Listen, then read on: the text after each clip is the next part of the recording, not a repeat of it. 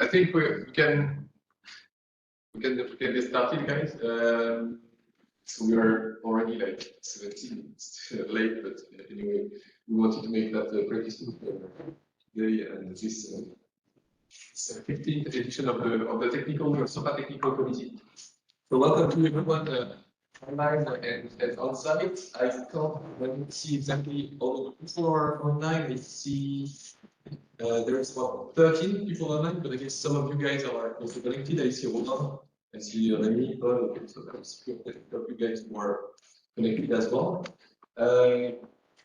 So a reminder about the SOPA technical committee. It's like usually in two parts, and this 15th edition of the SOPA technical committee, we decided to actually put a bit more efforts on the sprint session to have something a bit more satisfactory as well for the developers, so that we can take more time to work on I would say deep and maybe a bit more complex technical topics, and so a limited number of topics, focused joint development efforts. There should be some beers, so there will be a restaurant tonight. We'll discuss that again.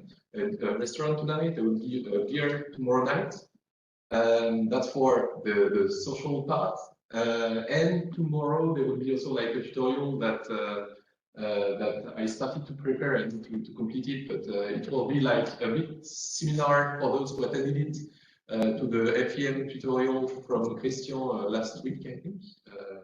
An introduction on biomechanics using the finite element method to give basically all the basics on mechanics and FEM for people using SOPA to know what actually they are using.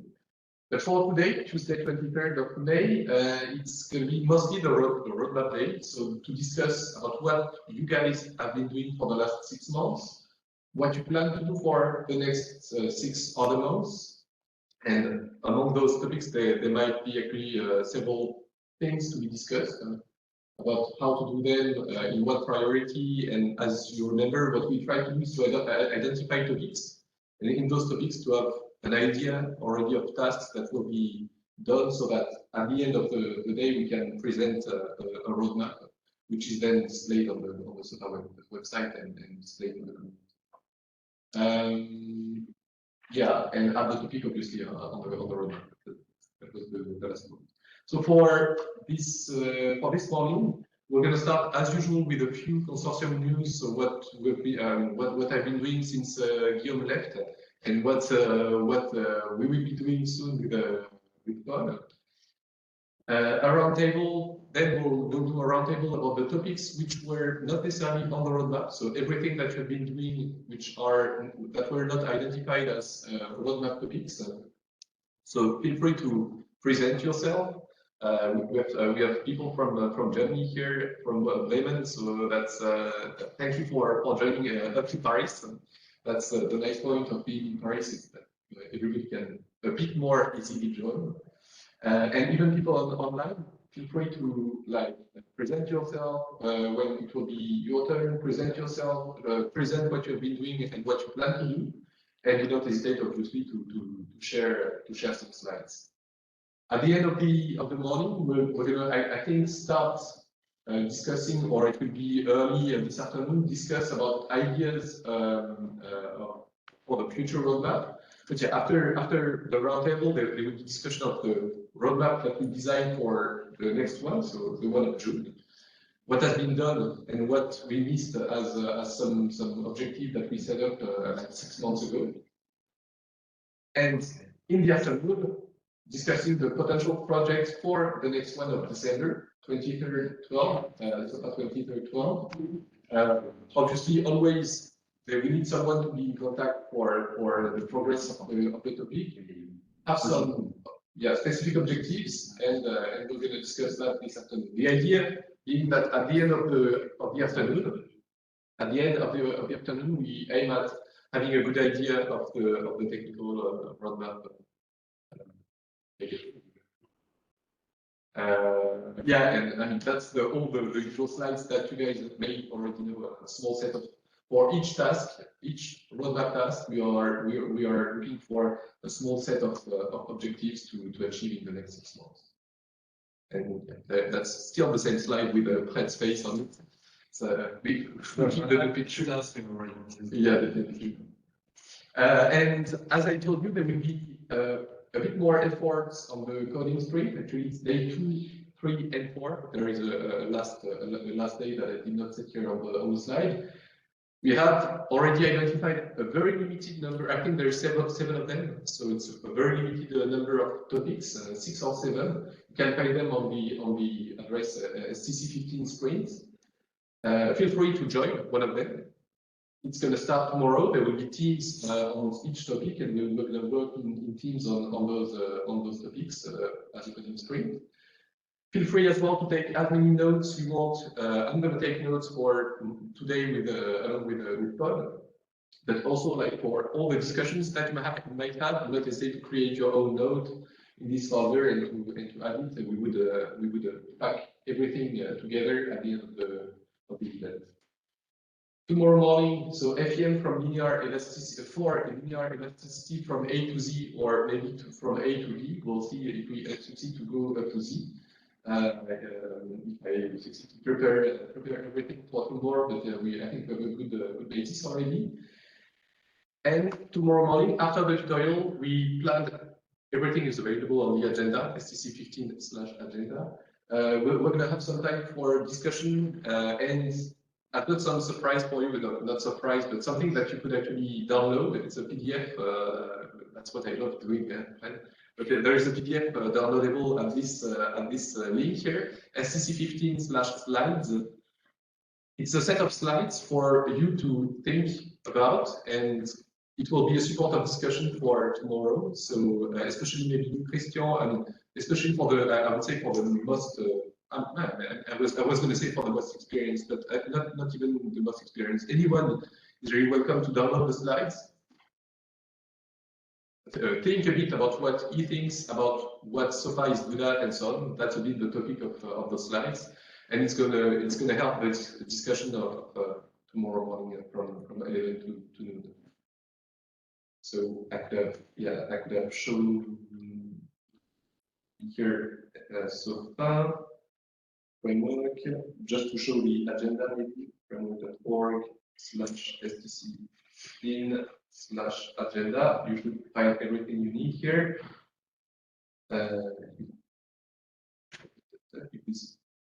It's just in the note here. So for the you should be able to see it. So that's for this morning roundtable about activities which are not at the roadmap. We'll have a coffee break. Then we carry on with the roundtable. Then roadmap contributions. End of the morning. Selection of potential projects for the next roadmap to 23rd 12, and discussion the rest of the afternoon to finalize the roadmap. And for tomorrow, again, what we said, technical discussion and coding sprint that will go along with the CapDigital. All right. If there is any question, do not hesitate to ask either in the chat or directly here on site. Okay, so a few news about like everything that occurred since December 2022. It was I thought it was a mistake, but December 2022. So we have one new technical member. So you know that institutions, whether they are academic or industrial, they can actually support financial SOFA.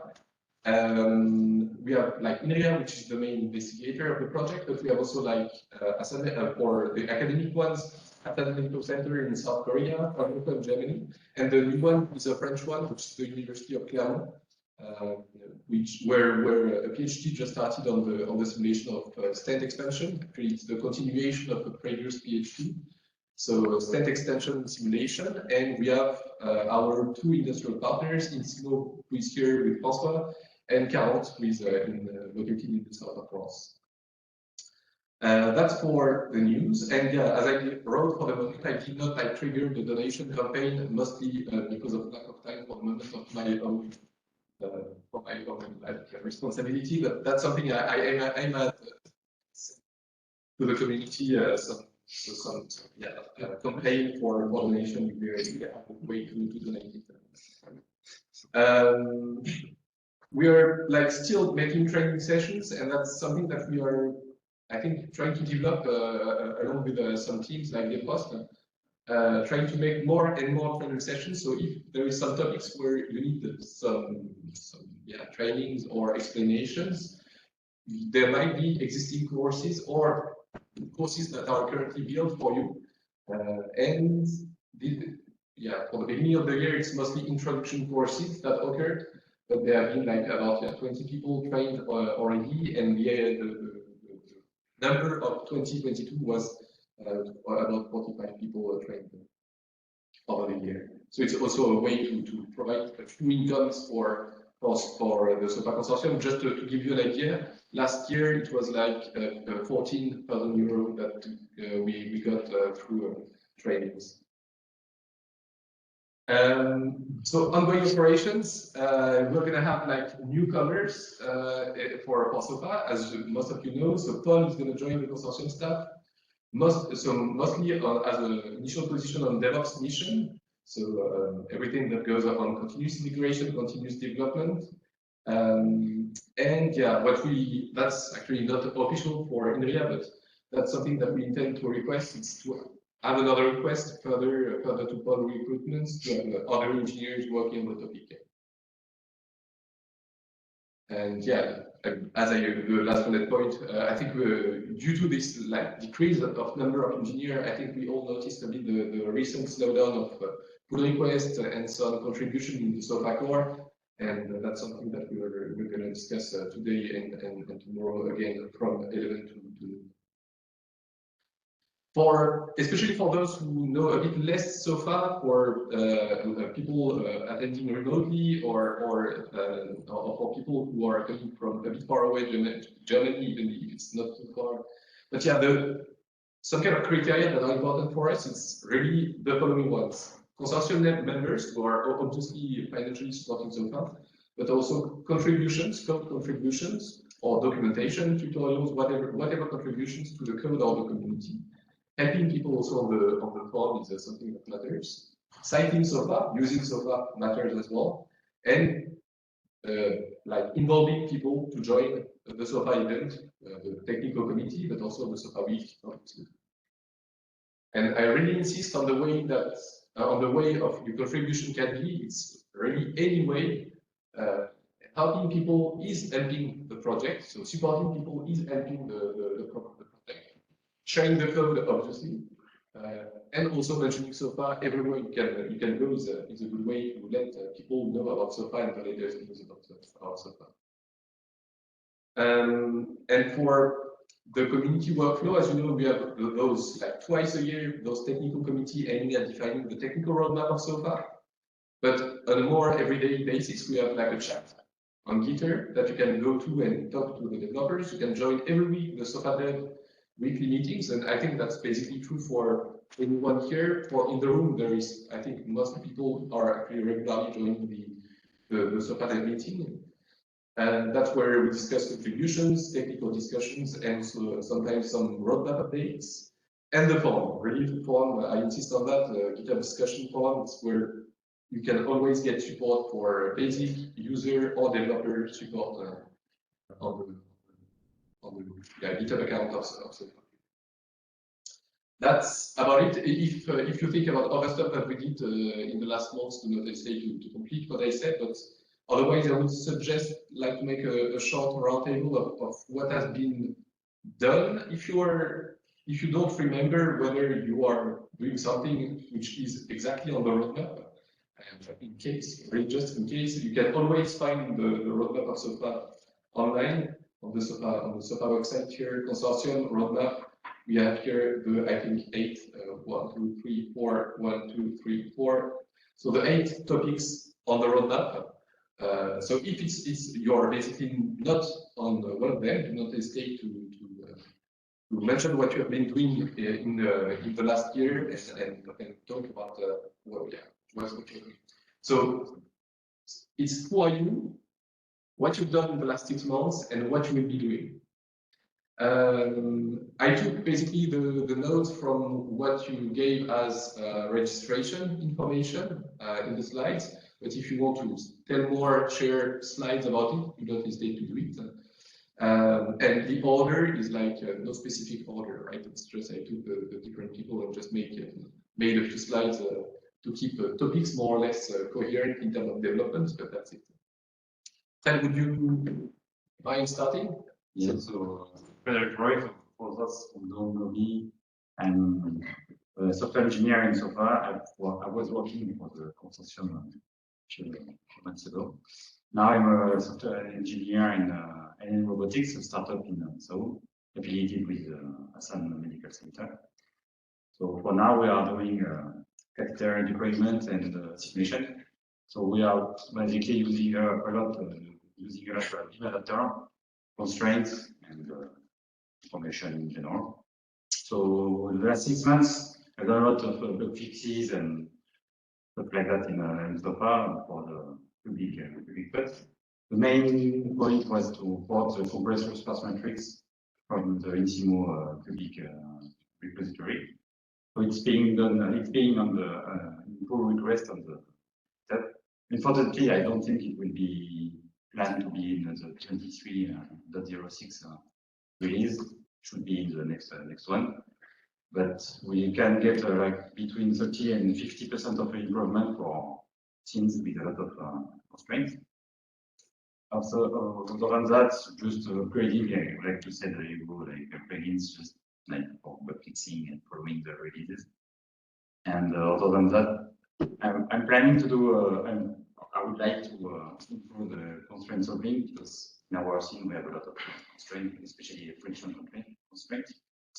Also, I am trying to discover AI for the simulation, like a lot of people here.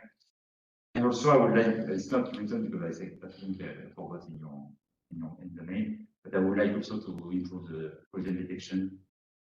So not only the resolution with the constraint, but also the detection itself. Do you have any like idea on the way you like to improve the collision detection already? I don't know, because for hobby project I was using optics and like ray tracing for NVIDIA SDK. So I was like, maybe there is some way to have collision detection with RTX corrected cards. First, I mean just like ideas also. So that maybe like to search papers and to see.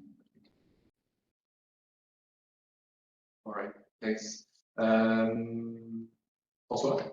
Yeah, so François, I'm head of research at Insimo, a company who's doing surgical simulators, mostly for training. And yeah, that's the 2 points I mentioned about previous work I've been mostly doing for the past month. So working on a topic which is very not well known, but which has been addressed by quite numerous numbers of PhD theses and postdoc contracts about needle and thread insertion and soft tissue.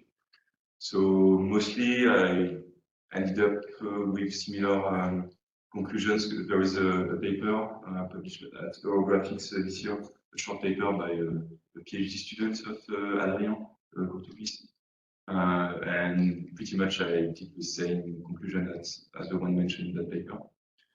And so it mostly addresses 2 topics about this needle and thread insertion. Is like the precision of the constraint solving step.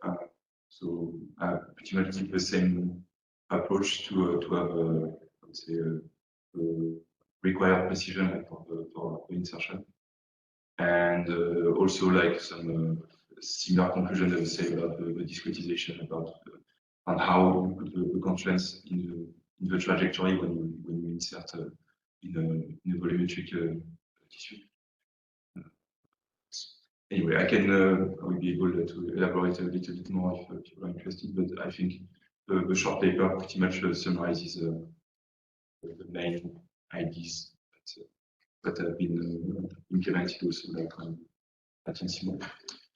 And I also did like a proof of concept of a recent version of the paper for position-based dynamics. I think it's the one which was published in 2021. Basically, the idea was to not for necessarily for speed, but for comparison in terms of stability. The idea is that for this version of position-based dynamics, you do a non-linear Gauss-Seidel step to solve your constraints. And the idea of this non-linear Gauss-Seidel is that you can change at each iteration the direction of the constraints and the compliance as well. So it brings more, it's more efficient in a way, and it can be also like very stable. And I implemented a version of paper for the COSRA rod implementation using position-based dynamics, but in maximal coordinates. So you need constraints to actually, if you want to have something inextensible, say like inextensibility is not a native property of the model I implemented. It was also like a way to do comparison. Future step, trying to start padding. I haven't been able to do it because I was caught with other stuff, which prevented me to try it. Also starting to say that's a mentor, but I've got an intern for 3 months, and basically I wanted him to work on UI stuff, but the idea was to expose better simulation metrics to have a better understanding about stability in general in a simulation. Essentially, the metrics I want to expose are mostly related to error in linearization that you can do in a step. So the linearization error that can come from mappings or force field. This sort of metric, if you preserve or not energy during mapping traversals. So basically, you will have like some hints whether or not your implementation is correct or not. But not as unit test, which we also do, but just as in general to have a much wider coverage. Because when you do a unit test, usually it's you want to have some kind of support to help you design your code, and you have just one, I'd say like example which is tailored, which is very simple for your unit test case. And here the idea would be to have instead something you can run on all your simulation, and which can give you stability metrics, and so that basically can tell you also which I don't know, it's a guess, but whether or not you, in the context of a particular simulation, you are kind of out of the bounds of typical linearity errors that you, or if you basically have your energy is decreasing or not during your simulation. So that's the kind of ideas I want to have a look at. Yeah, so sorry, I was quite so that's it on. Yeah.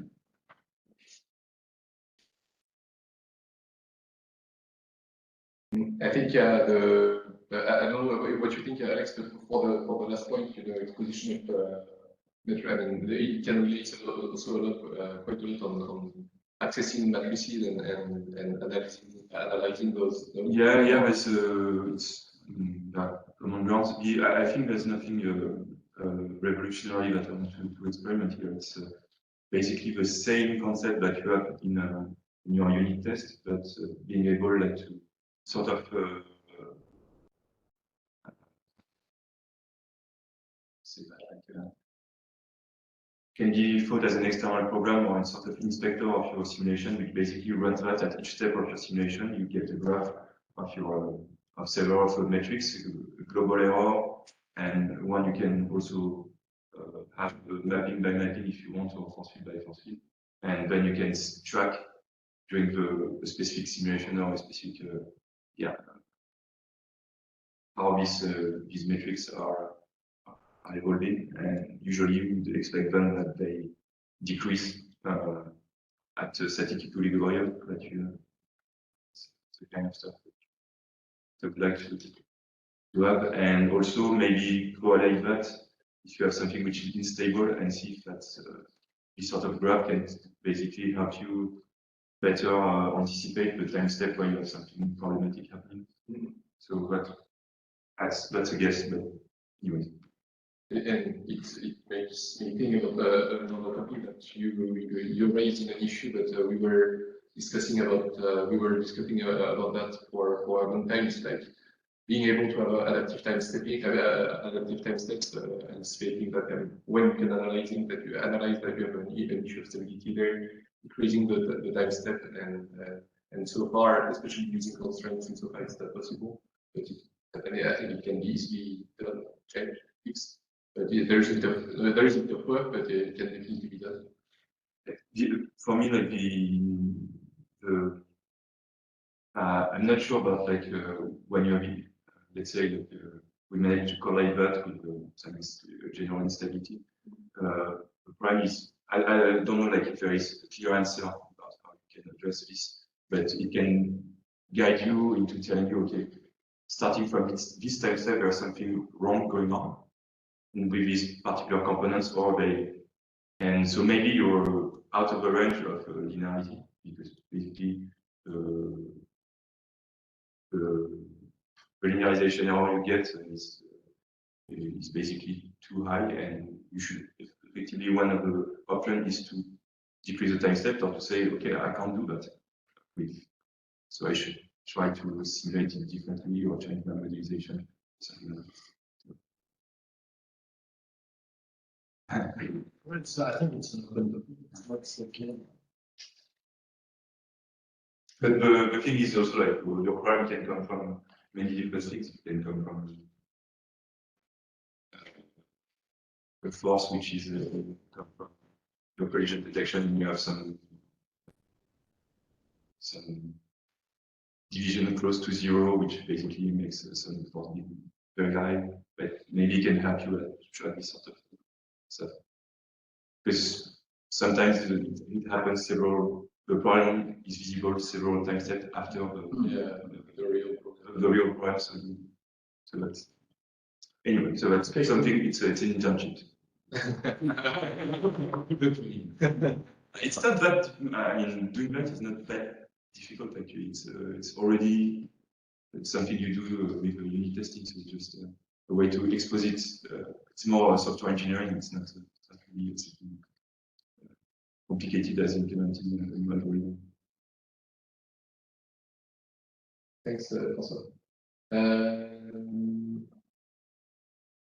Next one, sorry, there is no I could not announce. Next one are Remy and Eric for the topics that again were not necessarily on the release, on the roadmap. Sorry. Yeah, like if you can discuss what you've been doing and what you plan to do. If you have some slides, feel free to, or yeah, you have one? Yeah, we can tell you over.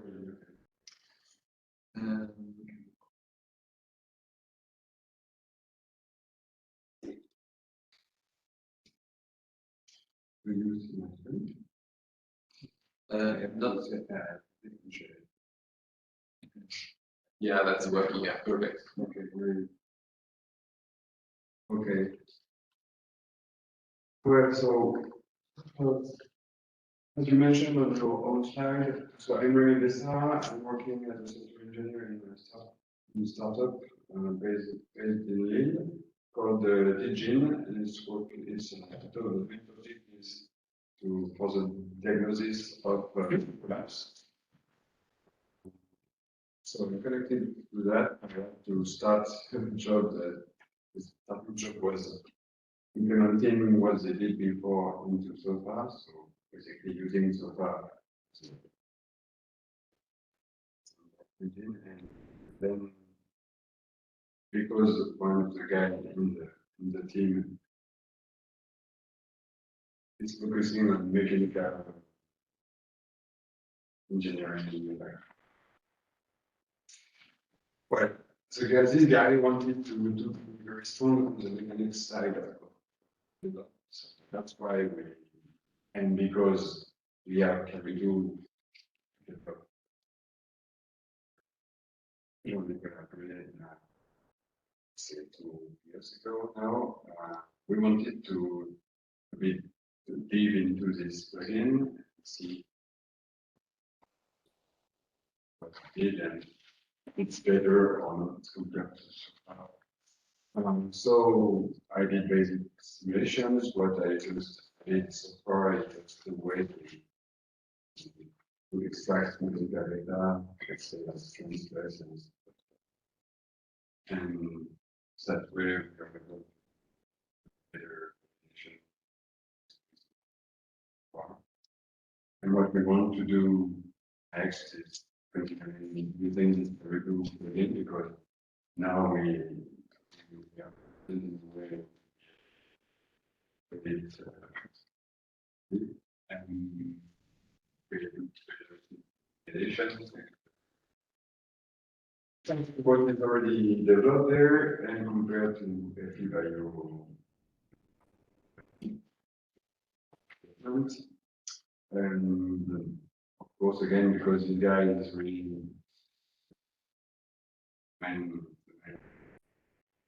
mechanical guy, wanted to see if we have enough with what it is needed as a hospital yet, or if we will have to materials. We will be able to help on the critical parts. And I heard some guys from Sonic would be interested in that and really work on that, so would be probably interested connected with Yeah. Can I ask a question on the slide 2? Do you know the what? Yeah, the mechanical data component. This is already done. This is done. It's done. Okay, cool. It's just like what Caribou is within when is you can just do one component aside from hospital compared to what is or into video very much. So here I just did the basic way just to extract into hospitals from Caribou.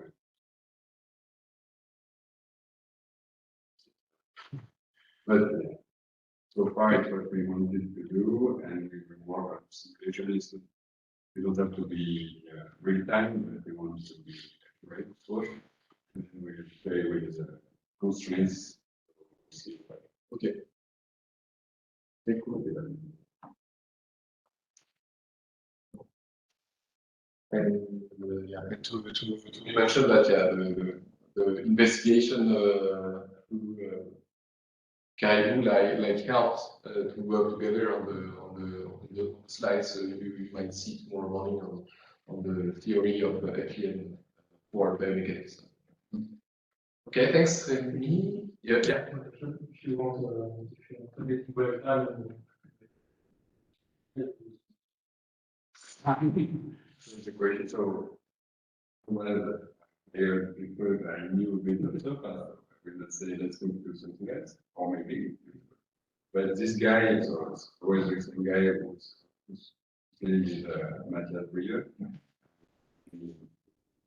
And he did the benchmark before me, before I arrived. And it was at the power where, so obviously open source, so you can access to all the code inside it, and you have a strong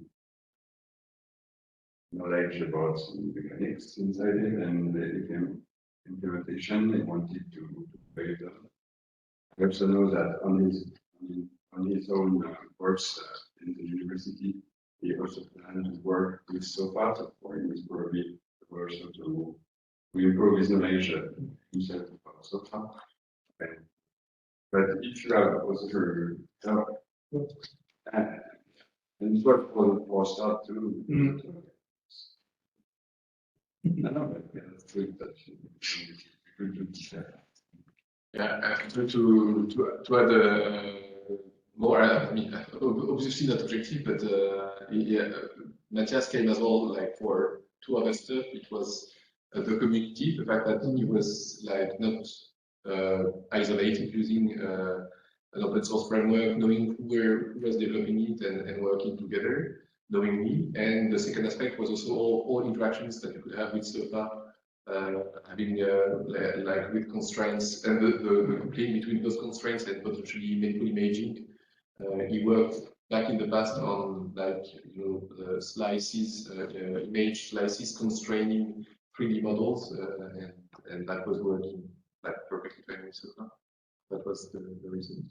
And also the easy way to different way to display what you want compared to what you implement in the beginning. For him was very impressive the way it's done in SOFA.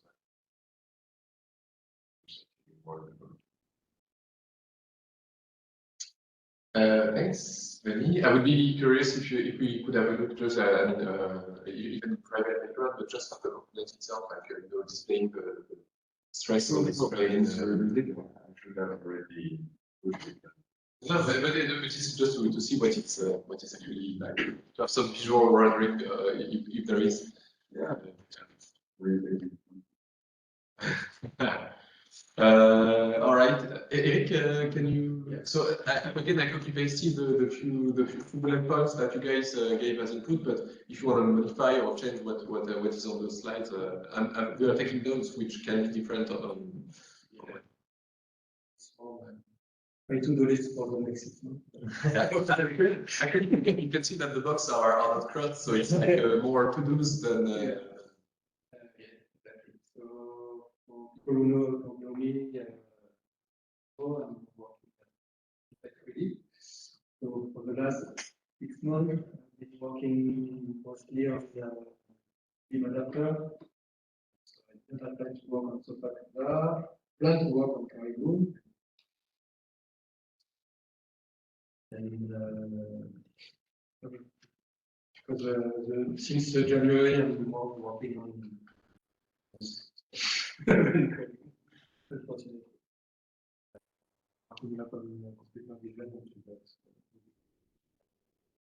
Okay, currently, yes. Okay,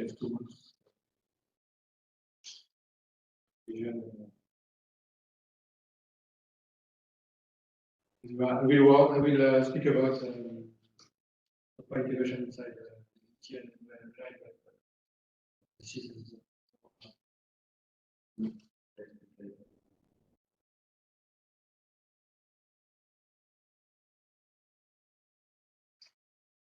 okay. Thank you.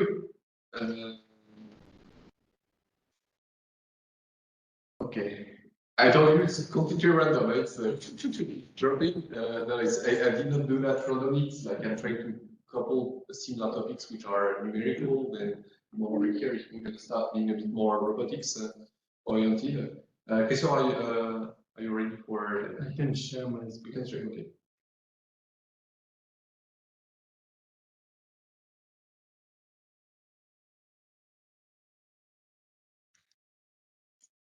Five slides. Maybe I didn't take exactly the same topic. I didn't remember what I said. No, it's the activity of the team in general. Some of the work that has been done. One of the topic we developed recently, it's a project where we try to learn the projected compliance. The projected compliance is used for solving contact, but also for solving kinematics or inverse kinematics of software robots. So if we basically can learn this matrix, and this matrix is changing with the configuration of the robot, so the idea is to learn how this matrix changes with the configuration. And you know the configuration when you change for instance, the position of the motors. So we have this project where we show that we are able to learn this reduced mechanics, and this can be used to basically find the reverse control of the robots on the learn model. Another topic that is so it's in collaboration with UCL and the utilities of Porsche, which is based on the basically reduced kinematics parameters. So in fact we map 3D FEM computation on a beam model. So you have basically a reduced kinematics parameter, but you have the full FEM computation for the force equilibrium. So and also we use that also for closed loop control. And the video that we show is actually the measurement of the error after closed loop. Another work that we do is Carox and with the PhD theories of is the modeling of growing robots that moves with eversion. So eversion, so basically it's a membrane that grows by its tip, and we have shown that we can model that with basically the mix of parallel crossfire rods placed to create a cylinder, and we mix that with the FEM membrane model. So with the series of parallel crossfire rods, we have the main kinematics, and with the FEM computation, we were able to show the interaction with the robot with its environment. Simple today on very simple compact case, not on complex case. I do it fast. So we also we have a project called the sim cardio test where we are supposed to model the insertion of the lead inside the heart. So this lead is based on a catheter basically navigation, and instead of using beam adapter as we have used for we are trying to do that with the crossfire beams. So here the idea is that instead of having in beam adapter the fact that two beams share the same degree of freedom, here we have two separate crossfire rods that where we compute the interaction between these two beams, crossfire beams, using penalty or Lagrange multiplier. The advantage of the crossfire rods is that we are in reduced coordinates, so we have much less parameter.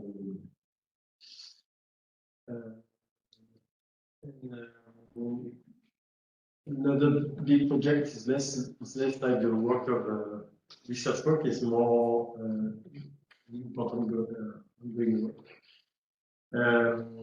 So with the development of T-Rex, so T-Rex is a national initiative in robotics where we are supposed to develop platforms for research in robotics. And we lead a main axis around digital platforms for modeling and control of these platforms.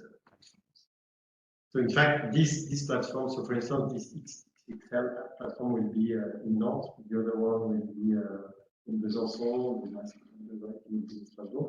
And the idea is that our goal is to do the digital twin of this platform. And the three platforms that I show here are the ones that have been developed. So it's the first version that has been developed in so far. There are other platforms developed with all the framework, in particular Caribou, Pinocchio, sorry. Pinocchio that is developed by Justin Carpentier for rigid robotics. Okay, that's my, and I did a 5-piece slide because I just wanted to also show this ongoing work on development of the activity. So we are trying to push the creation of a startup around the pick and place program, where so basically when you do it with the rigid robots, it's not necessarily very efficient. And we are trying to develop a new concept based on soft robotics to create more efficient pick and place. And you see on the right is the simulation in the software. So there is also a big simulation part in this project. That's it. Thank you, Christian. There is any question to the state? Yeah. Just yeah, which robot is this robot? Like the one, sorry, it was slide number 4, like the one where you're trying to do a digital twin of which robot? So the digital twins are this one. Yes, probably. You say like a medical. So there is here. So this version. So it's the robot developed at Cube. Okay. It's basically it's endoscope, flexible endoscope. Right. So here it's so here is the old version, and then in the T-Rex project they are updating their platform, and we do the digital twin of the new platform. I discussed with some researcher last week at R2M event, so the network of engineers in robotics, and some of the guys are like looking at very similar pneumatic actuation stuff. There were a PhD, what is his name? He's working at CapDigital as well.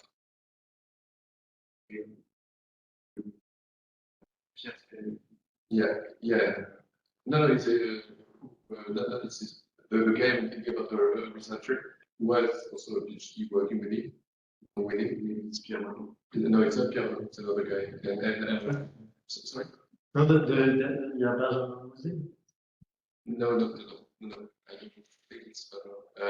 And so basically, just to say that there is, I mentioned, we discussed with him and let him know that there were again possibilities for his own robot to be modeled in software and to work on that. The PhD is like his PhD working on that is in the third year, so it's a bit late to like make the whole translation.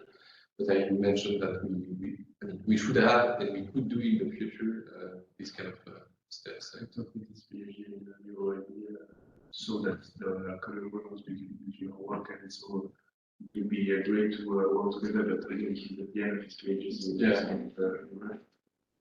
Maybe after his PhD, yeah, either after or next PhD, there is another one coming.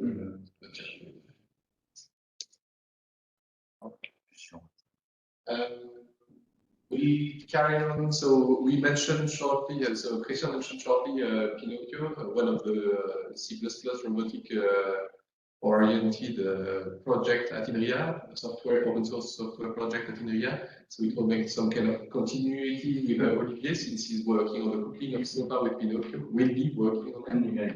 So, okay, Olivier, I joined the INRIA Rennes recently. So right now, I've been working on making the Conda package for SOPA, which is close to be ended. We have some problem with the local CI and the program. Since there is a bit of work, one of the one topic is for the ongoing work. The first one would be to add some rigid body dynamic support with SOPA. So using the PNP library, the new chain is library developed by Law, which really very responsive, which can done very efficiently the computation of dynamics for people. So one interest for SOPA would be to support efficiently most of the rigid robots. One other topic that work in the next 6 months related to SOPA would be so connected to numerical twins that mentioned. So probably we have to book with some external platforms that are in T-Rex. So there is 3 platforms that we have seen that are connected to SOPA, that there are others for other types of robotics. The goal of the idea would be to unify and maybe more abstraction between between software and the control architecture.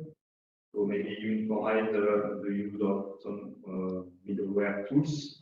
Maybe couple software with some gazebo, which is like a simulator, a meta simulator, which is mainly used in robotics. So you can select in gazebo which physical design you want. So maybe there was some connection with software, or that properly use the sensors, the actuators. The idea would be that you uniformize the public this and make it easier for people to play with numerical twins and make the gap smaller between the numerical twin and the real robot. So that's a big topic actually. We'll probably start in the next 6 months. There were maybe, I guess, in the last weeks and months, some tasks being like just introduction of, starting with SOFA, but starting also maybe with BISP and Pinocchio. You know that pretty well already, right? I was a user. I don't know the development. I know it works, and they make extract of the code. So I think it will be quite. I mean, Pinocchio is a bit hard to dive in because it's mainly templated specific software, so it can be a bit hard for developers to get into the code. So yeah, this is a bit connected of this. So yeah, but I'm also working on other stuff.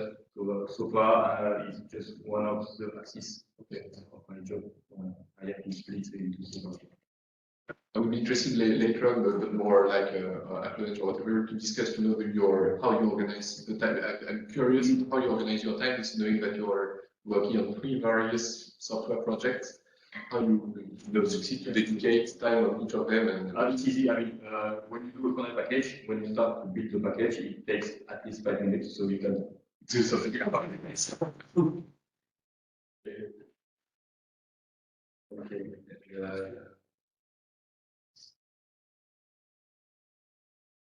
Okay, and regarding the cooking, let's talk. I will egoistically just talk about Pinocchio, cooking between Pinocchio and SOFA. How do you see that? Do you have already, because I don't know that related release body dynamic support in SOFA by developing it. So it would be through a plugin to have the connection or to use as a library Pinocchio within SOFA, invest way around, or how do you see the cooking? So I have thought we can use this. I think it's good to play during this STC and the few thoughts that I have in mind. It seems that it clearly makes sense to develop a plugin for that. I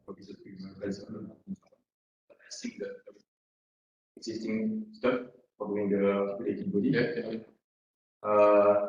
The integration of the Pinocchio doesn't seems quite forward in getting the API, but clearly I see that there will be some. For example, you have like a uniform description of the robots, so you have to take that into account to be able to load the robot description. So maybe it's more this kind of stuff that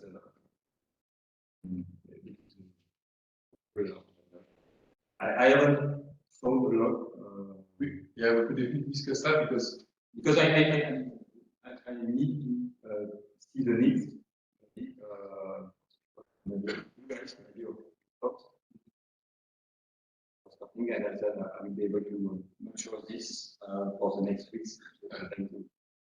You are starting to employ a vocabulary close to 10 by evaluation. So, and there is just I'm thinking it's a really quite generic remark that it's rising for us on the SOFA side. I think an interesting point is saying when there is new contributions, we are always or quite quickly thinking as okay, let's do a plugin. I think Stefan would be there if he would have woke up earlier. But he would give what he would actually say. I think, and I agree with him.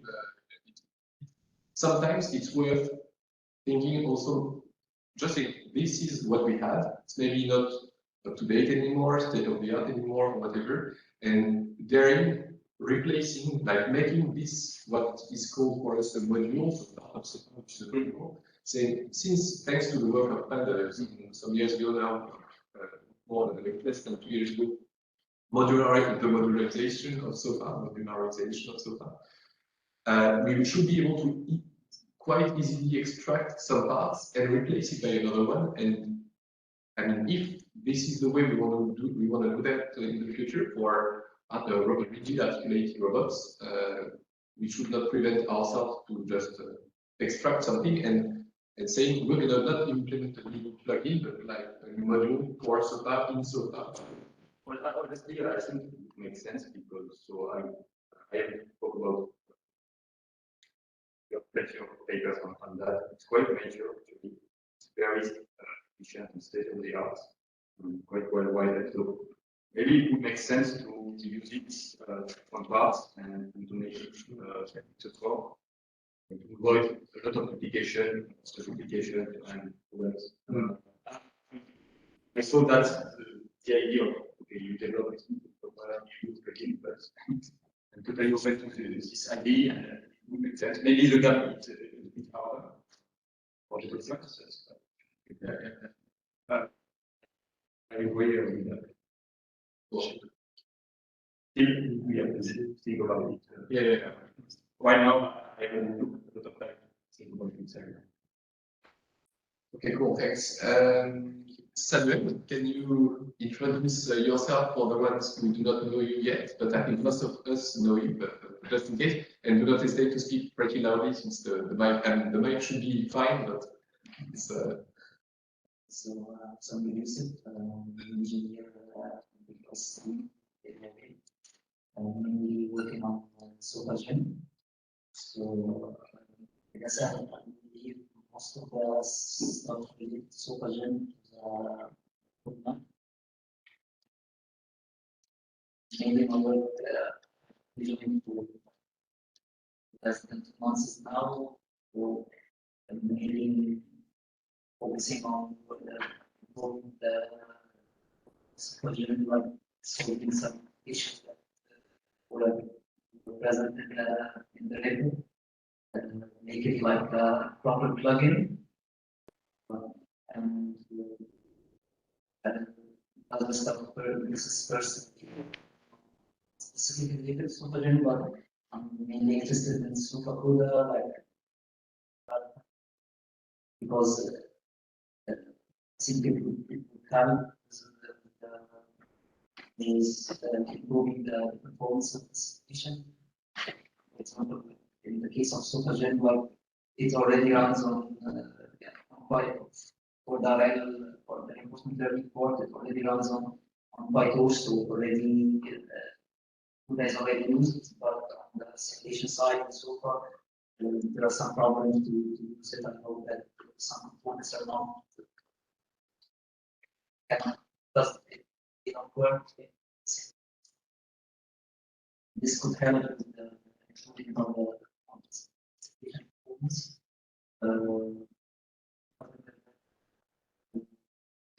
Also, my personal interest in the discussion slides. I saw the stuff because for me, from the differential simulation.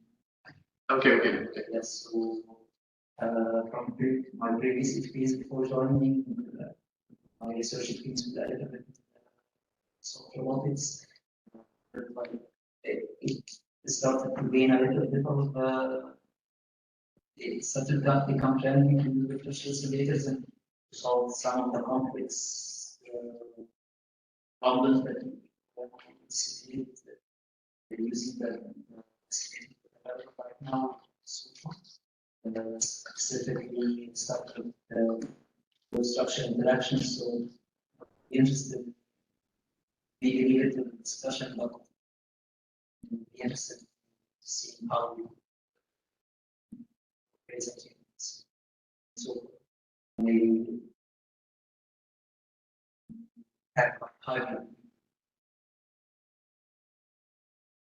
I think it's going to be one of the, I guess, one of the topic of this afternoon. Stefan was like mentioning that for some time. I think it's also you mentioned that as well for robotics. These differentiable aspects for simulation. Well, I think you can confirm that it's a keyword that you hear regularly at communities. Yeah. So, well, I think we'll discuss that again this afternoon. A question about the CUDA. Do you have any background, or because you wrote like you mentioned the SOFA CUDA interest and to work on, I guess, some kernels that you would maybe directly in SOFA CUDA or other aspects. Is that something that you already have experience with? I haven't coded in, I haven't used Coda before, but I'm interested. Okay. And I guess you are doing that jointly with Alex, right? Yeah, we were discussing maybe as a step further in the plan. Yeah, but maybe not right now. Okay, and so the first step would be like in SOFA-Gym to improve capabilities there. Yeah, so there will be the spots for the roadmap. So share it now. Let's keep that. Okay, so sorry, I was spoiling that. You're right. Let's keep that one. It's just like we have like some points to work on right now. Maybe improve the performance of the SOFA-Gym, but there was it was already on in the roadmap of the previous STC. Maybe the host restart issue, which is like related. If you want to restart the simulation from a specific point, like you have, you want to explore several processes in the simulation, but you don't want to redo all the previous steps before this point where we want to explore different processes. So currently, we're not able to start the simulation from Yeah. specific point. Okay. Yes. So this is the main issue, but it would increase the performance a lot. We don't need to run all the steps to get to the point we want to explore. Okay, it's another big topic. You have only big topics on your list. Cool. Thank you very much, Samuel. So next one should be Pablo, I think, who is online. Okay, perfect. Pablo, can you hear us? Yeah. Hello. Can you hear me? Yeah, we can hear you. If you have a few slides that you're willing to share, do not hesitate to like. Yeah, I have a few slides for introducing my project. Go ahead. Just wait a moment, please.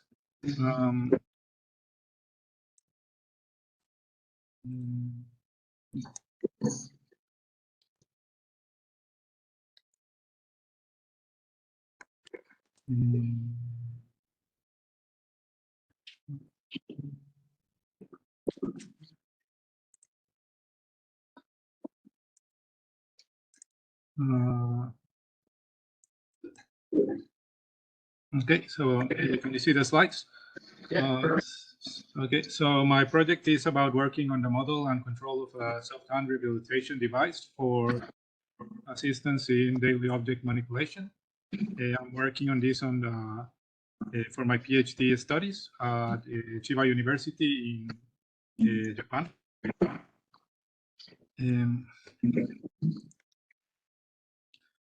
So, well, what I'm doing in my project is to try to control a soft-hand rehabilitation device for performing some grasping tasks that are required during daily living activities, such as trying to, for example, grasp a key or grasp a small bowl, grasp a spoon, grasp chopsticks. And I'm trying to work on developing the control system of this device when by using an inverse FEM model, which we are trying to develop on SOFA. And I'm currently working on the modeling and control of the project is still like starting. So I'm currently just working on the modeling and control of each individual actuator. Right now, I have made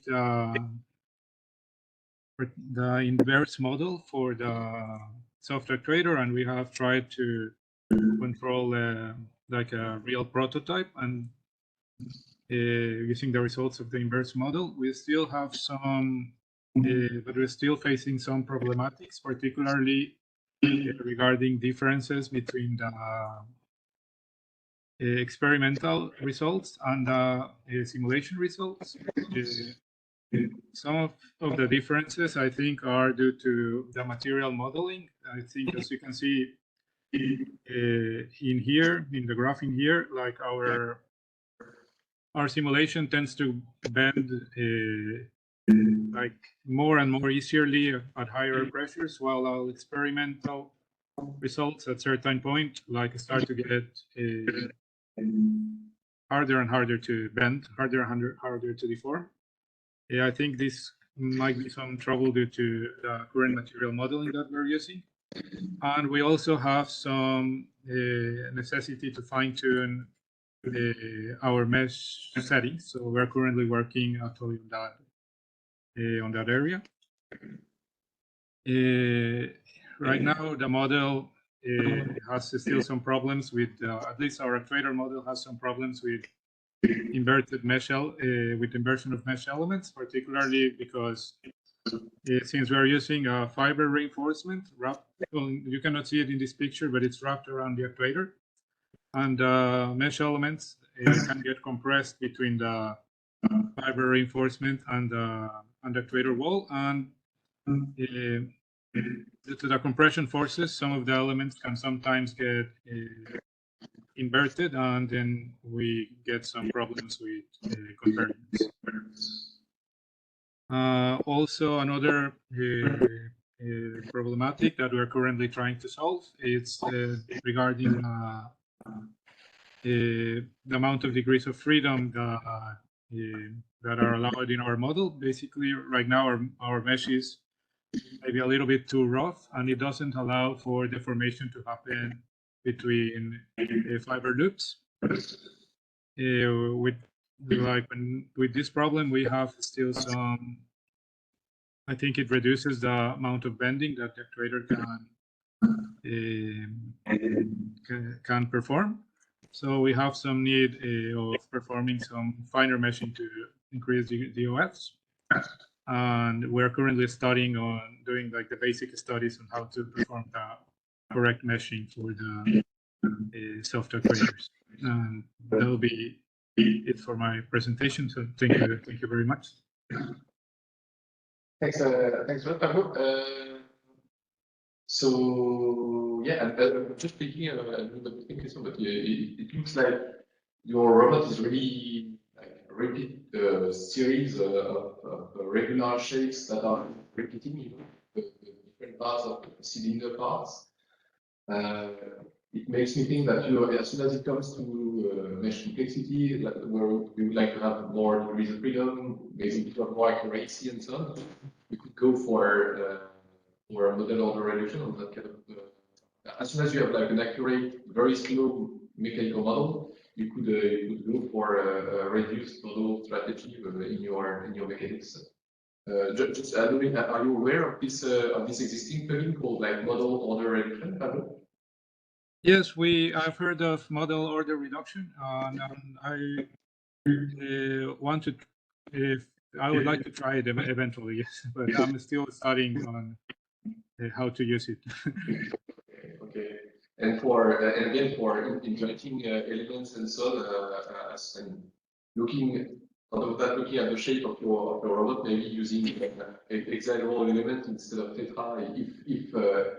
If inversion of elements is really a problem, you might have to go for hexad instead of tets, and maybe it would be a good option as well to make the move for that specific topic I know the FEM of Caribou, which is a modular mechanical FEM plugin in SOFA, have been validated. So that's if you are looking for some exact codes, elastic or hyper elastic, you can find them in the SOPA Caribou plugin if you are interested.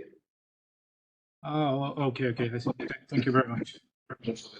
And you mentioned that for the plans you'll be interested to go for hyper materials. That's what I wrote in the notes.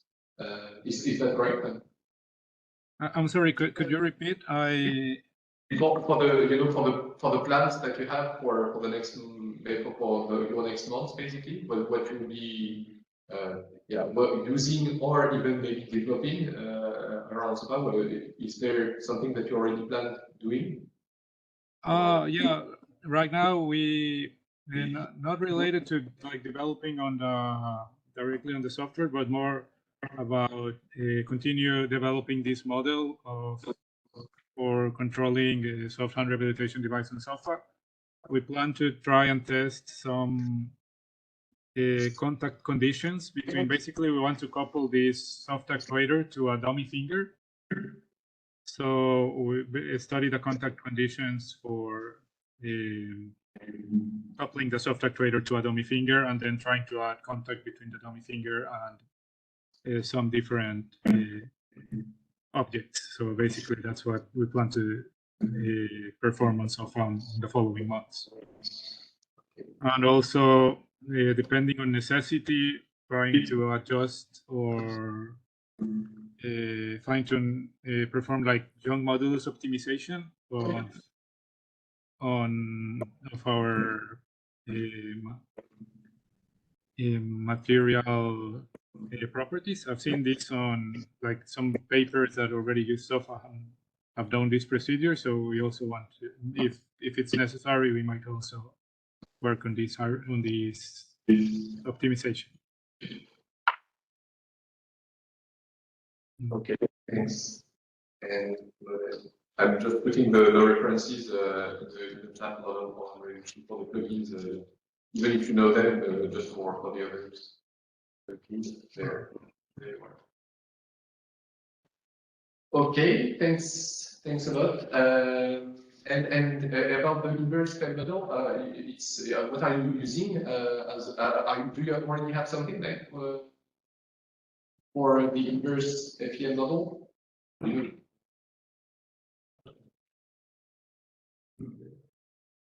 Sorry, I was I didn't read the bit.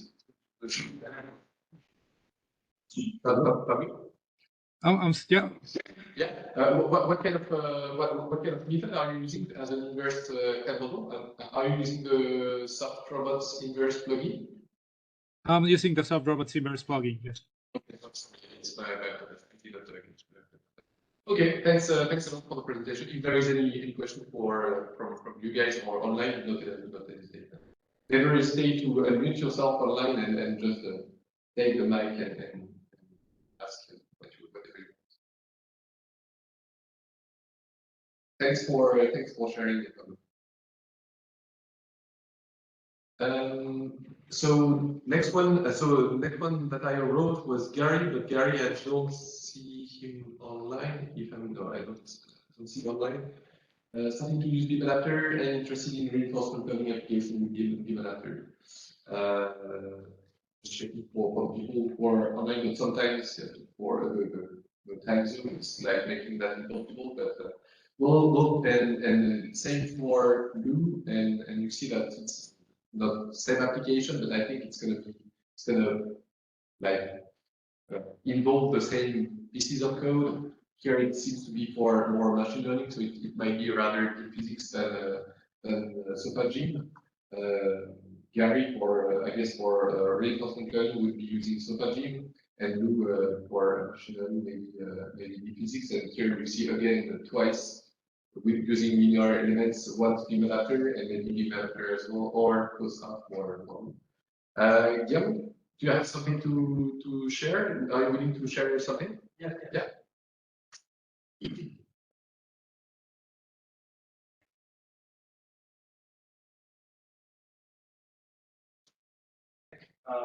see my screen? Not yet. Yeah.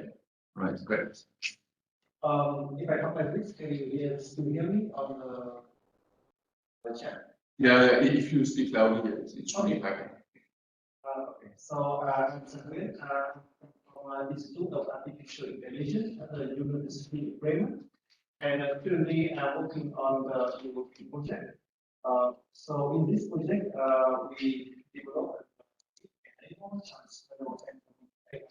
which means we develop a platform where the robot can understand the environment, can interact with each other, and can learn from each other. And the application is wearable, the robot manufacturing for service robotic, like personal robots, or even other robots like the drone, okay. And so our project has a goal is that for the first year, this year, we can have some kind of scenario or deliverables that work with the body. Setting the table with rigid body like a place, spoon, cup, something in this machine. Yeah. But in the second and third year, we also have more challenging with the semi-rigid body and with soft body. And in this kind of parts, we need this. We want to learn from this. So to the demonstration, what we have done before. So currently, I work in the simulation platform. I develop a framework that can combine multiple physics and graphic engine. You can see on the left side of the screen, there is a yellow robot, and open the door. Left hand side is the visualization in Unreal Engine, our full graphic engine with photorealistic graphic. And the right hand side is the loss tool for visualization of the loss action. And you can see the robot can open the door. Is it from Joe? So the end, say we can open the door like this. Which I open the door. Okay. And the robot, when it is the robot is designed to resize the task. So we don't say, okay. And then we try. And on the right side, it's also possible. So that's what we want to do. We want to simulate the environment in the reality with the property. So here is what I have done in more detail. So in the left hand side, you can see the multiple simulator. In the right hand side, Unreal simulator. In the right in Unreal simulator, I spawn an object. And when the robot is far away from the object, this object is not spawned in Google code yet. It is inside Unreal Engine, which means Unreal Engine will control the object and control the people. When the robot moves near some object like this ball, the ball is spawned in Google code because I want to use Google code for contact simulation. And and when the robot near the ball is ready to appear in the ball, and the robot drops the object off, and the simulation starts in. I will see so the multiplication is that I want to create a simulation framework that can show. So it is like so a couple of weeks ago, I discussed with Google and Christian, and I am aware that there is a lot of challenging to physics, but still I want to focus on it. So on the left hand side, we have a same thing. That's why I publish to the same law. And this belief test will be visualized by each program to ensure that the state of the physics also have the same C description. So my solution currently is that I use protocol and build for switching the building plate. And for the visualization, we have an engine.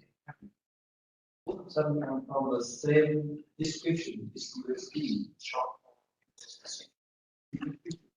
That is the description from which is developed by Jason and heavily used. So I will switch people.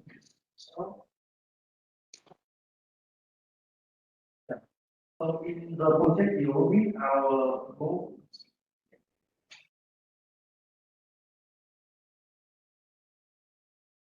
So in the context of the project EOB, we are developing EO4, which can involve a simulation platform that has multiple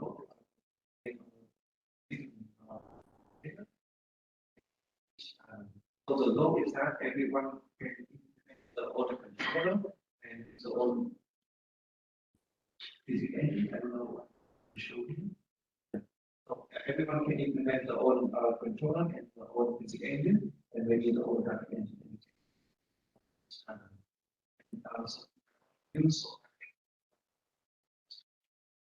To utilize the soft body simulation.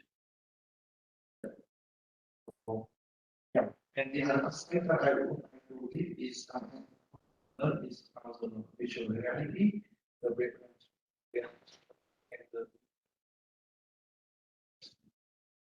keep listening.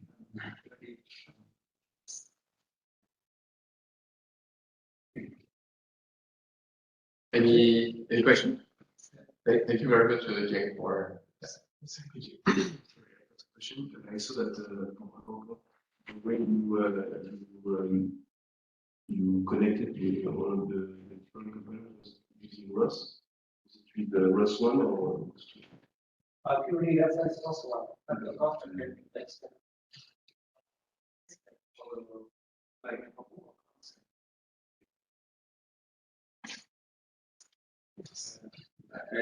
Can you go back?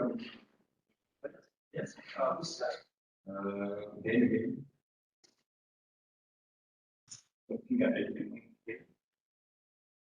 Okay. Yeah. So the pure state. So you want to show it's your description. It's your Situation is developed by this. okay. You can show the physical states between physics and. That is what I'm trying to learn.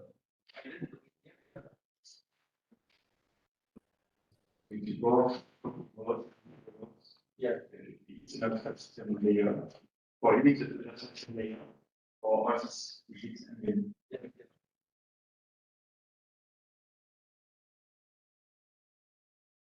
I think that's the word ultimate goal is really yeah, so strong connection. maybe we should discuss maybe how to do that. Not duplicate. Without some connection between the work and the only box that we do rocks.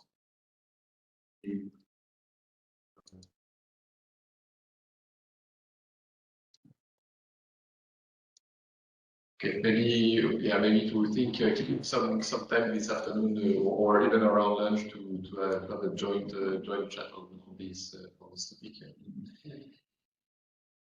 All right. So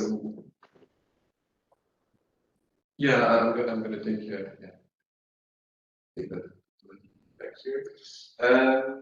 Thank you again. I think Rafael was not online, but I'm just going to check that in a second. And Bagat is also online from University of Luxembourg, along with Arnaud, who is online, but a bit from far away than Luxembourg. Yeah, maybe Baguette, do you have some slides? I think you have some slides, Baguette, is that correct? Yeah, like it is similar to French baguette. Yeah, it is similar. Okay. I'll let I have. to present, and maybe right after we could have just maybe a word if you are still available, Arnaud, a word about Sonics and even if there, as you said, there have been a few things happening and so on, but just to have some updates. Okay. Okay. Can I start? Yeah, we can see your screen. Yeah. Okay. Perfect. Thanks. What hell? Okay, I'm able to make it full screen. So my name is Baguette, Bachelor of Mechanical Engineering from India, currently intern at University of Luxembourg. So far I have developed a NURBS element and topology requirements to read geometric data and initiate topology. And in the initial phase, like I implemented elastic spline force field. And for all these features, I have implemented C++ code and unit tests and Python bindings. So all these things are working fine according to unit tests. So in the next step, planning our next 6 months, initially we would like to validate our current implementations and refine geometry IO module. Then later incorporate elastic force field for splines and trying to impose module to impose different boundary conditions. In IGA, boundary conditions are kind of different from FEM. So, and tutorials to how to perform IGA and so far using our plugin. And if time allows, we would like to deal with complex spline data analysis. So, yeah, that's our plan for next 6 months. That's that will be busy next 6 months. Yeah, just to understand correctly, yeah, can you go on slide number 2 and in what has been done here? You did everything here within so far already, or okay, like all these things are done in Caribou for Caribou plugin. So I have implemented the elements and topology. Okay. That's, I mean, it's pretty interesting. Yes, force field, and maybe like in a couple of days we will get our initial results, and we will validate them with the standard isogeometric problems and move forward. Okay, and is that all in a branch that we have, like in your own fork? Yes. Arno fork from our original Caribou main master branch. So yes, we are implementing separately. Okay. What did you say? What did you just say? Yeah, Arno fork from Caribou master branch. Okay, so you're working in your own branch, is that correct? Yes. Okay. Are you intending to like contribute this, or just to know what are the plans for the development that you are actually doing? Yeah, sure. Like we would like to make a pull request afterwards. But Okay. like my internship is till August 13th, but I would like to attend least so far week 2. Okay, nice. That's that's for an internship. It's pretty productive. It's nice, very nice to see. And on top of that, I see unit test coming with it and Python bindings. It's really nice. Is Arno connected to that in any way, Beckett, or? You hear me or? Yeah, I did get you. Okay, cool. Hi everyone. So yeah, for me it's almost 7, so quite difficult to attend for the whole day. Yeah, so concerning our work with Bagat, so it's still a work in progress. Nothing is really ready yet to be pushed online. And I think, correct me, Bagat, but I'm not sure we are yet compatible with the master branch. I think we were on a previous version. Yes, yes. Okay, I think we are on the 21.12, something like this, Yeah, because yeah. we wanted also to make some tests with Sonics maybe later, so we'll see. Yes, yes, yes. But But yeah, for the moment, so what we have implemented, I mean, what Bagat has implemented is at least some NURBS structure that is compatible with the Caribou topology. We are still working, I think, to get the hyperelastic force field working. And yeah, but we should get, I think, results pretty soon. One thing that is still not clear are the boundary condition, how to handle this, because it's quite different between IGA and FEM, but we will find a workaround with this. and can you explain what's the what was the point of development or blocking point on the hyperelasticity? Because the way the way Caribou works, I would have expected like as soon as the element description and the shape functions are implemented, I would have expected this to be rather straightforward. The complexity being actually what you already have been doing.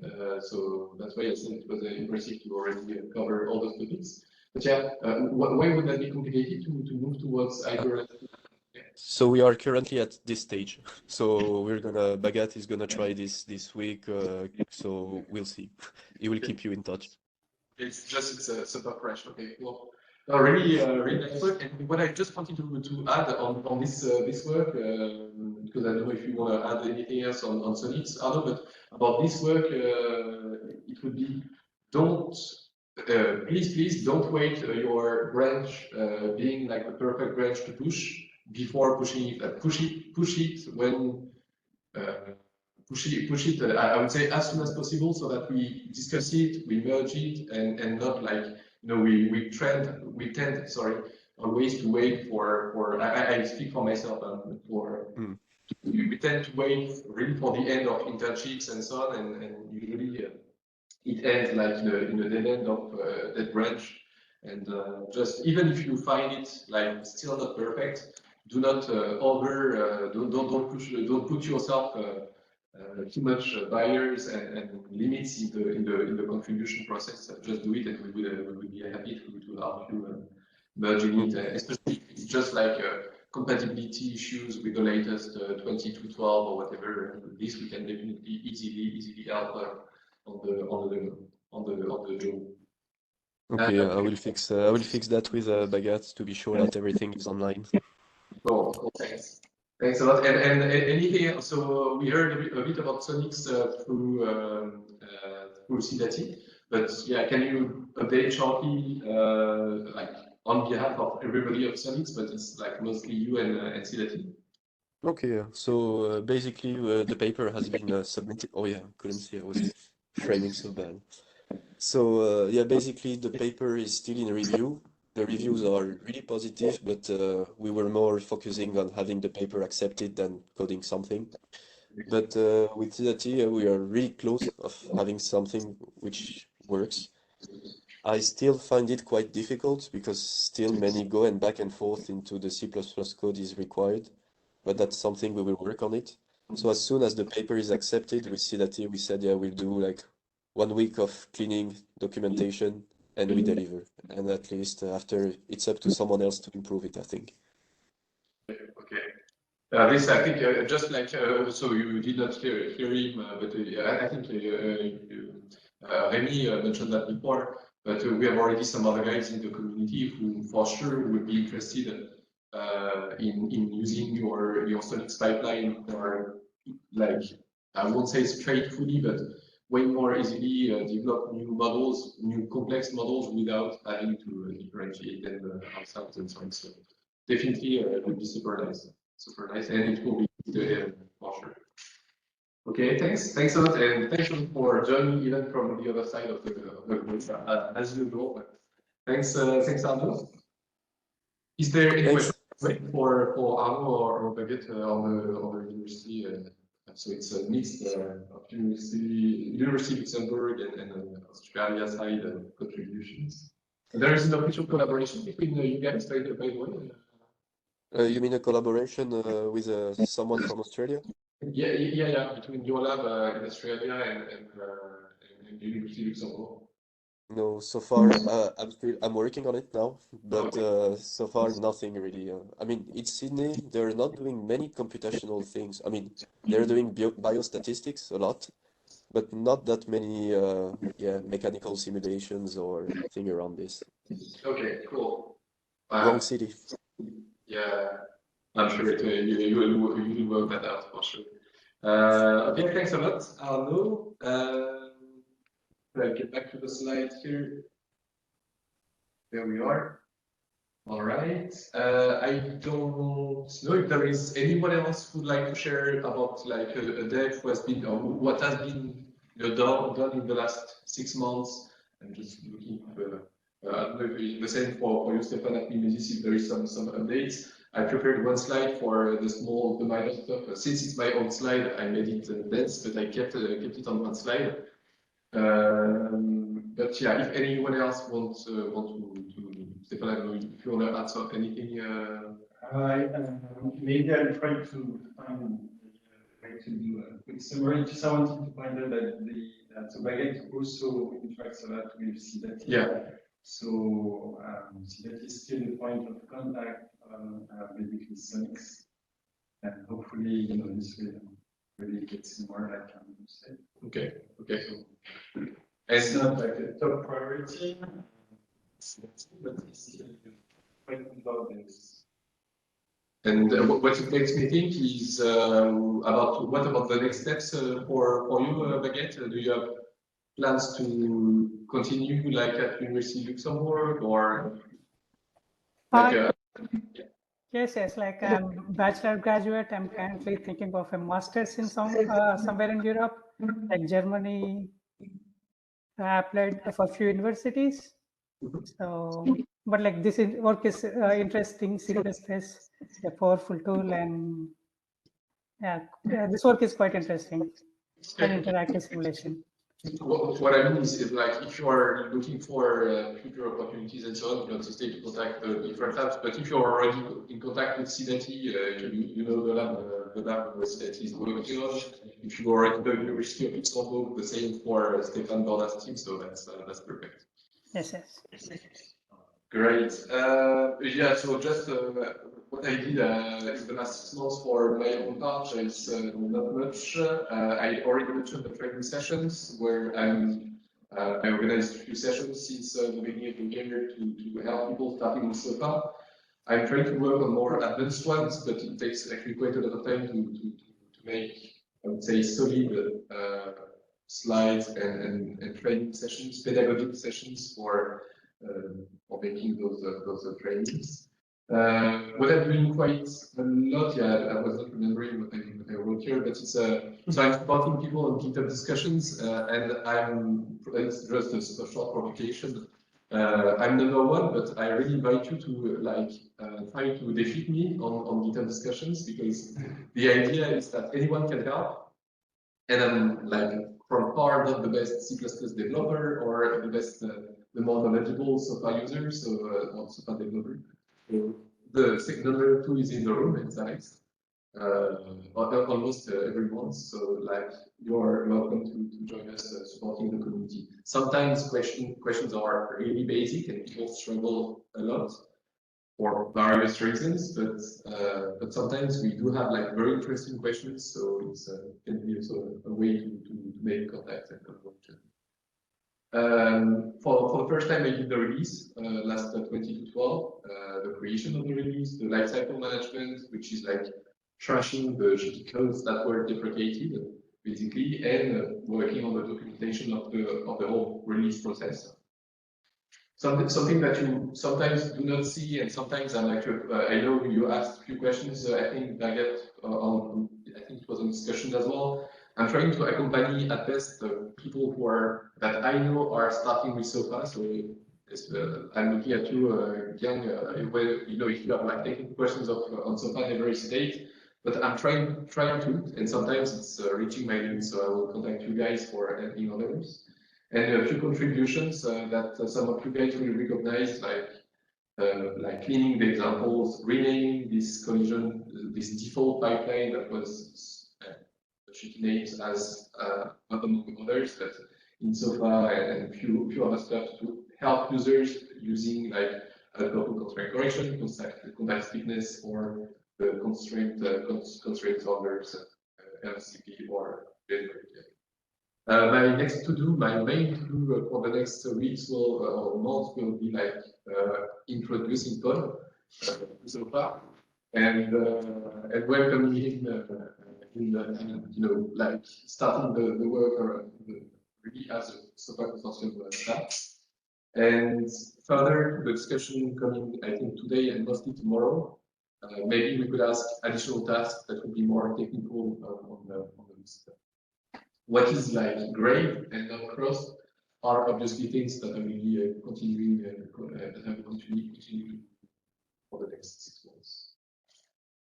All right, it's starting. It's almost 11. I suggest we make like a 15-minute break. The timing is just perfect.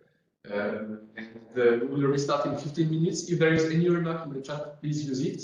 For the others, please use the copy as much as you want. And and see you in the 15 minutes. We mute myself like for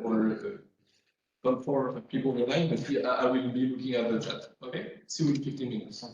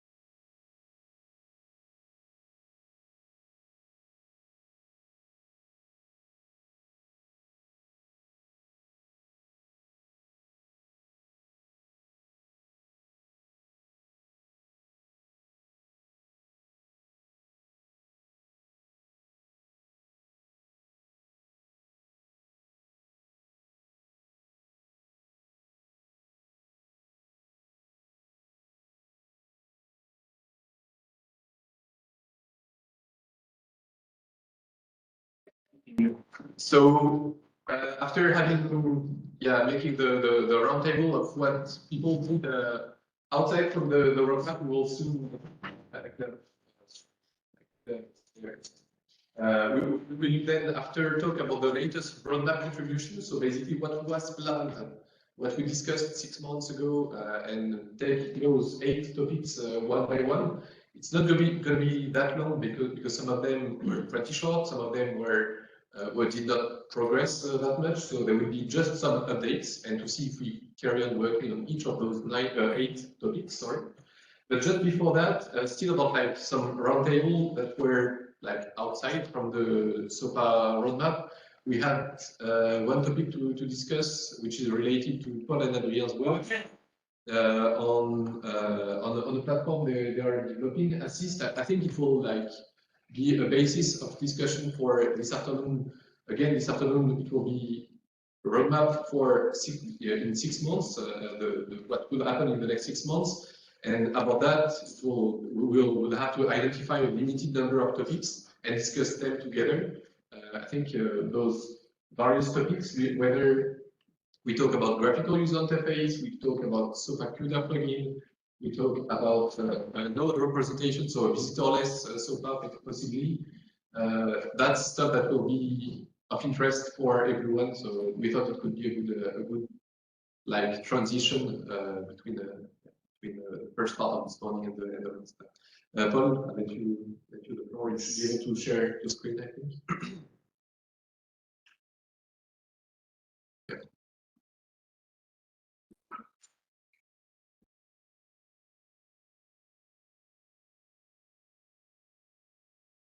Perfect. You can see the screen. So hi, I'm Paul Basic, and I, as Hugo introduced me before, I will soon become a member of the. And so I'm here to present you my work with Adrien for the past 6 months. I'm currently working at the CNRS, and we developed some interesting tools that may be of interest for the community. So, for summary of what I will present, so the tool assist that we've developed, some work that we are currently doing to, it's like just to start a discussion, and it's really an ongoing work for visitorless SOPA using the assist tool. And finally, we'll talk about the Adrien GPU plugin. So first, the software assist that we've been developing for the past 6 months. So it's based on EMGB, as you can see, and it's an application that allows to build meta application very quickly, and it's very versatile because it allows to bind many.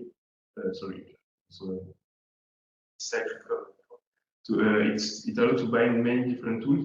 So for instance, we've integrated Python, OpenCV, ROS2, and many other ones, and SOPA, more importantly, inside of this tool. And so you can build some big application easily. And so the first idea, the original idea at the start of this was to be able to have an explicit graph of what's going on inside of the application. And so to separate data and tasks. So here, for instance, we've got an application that does some image processing. And so here you can see the differentiation between the data and the tasks. So the filter is here and the task here. So what I didn't mention that's important is that it allows a graphical automation. But at the end, the tasks here are coded in C++. And so that was the main idea at first, to allow to have a separation between the task and data, and to be able to quickly have built an application or a demonstration for research without having to redo everything each time. So now, thanks to this, SOPA has become more a plugin for us. We don't use run SOPA anymore. And so I can show you a quick demo.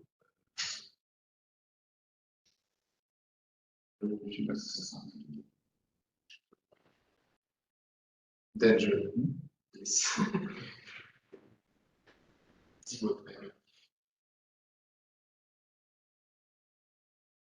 So here, for instance, we've got a simulation. It's an inverse simulation for robotic insertion inside soft tissue. And so here, as you can see, we were able to reproduce custom jury for sofa with all of the wood node, etc. So that is what is very great with this tool is that it's easy to compute new jury, new UI, to integrate them inside of the applications.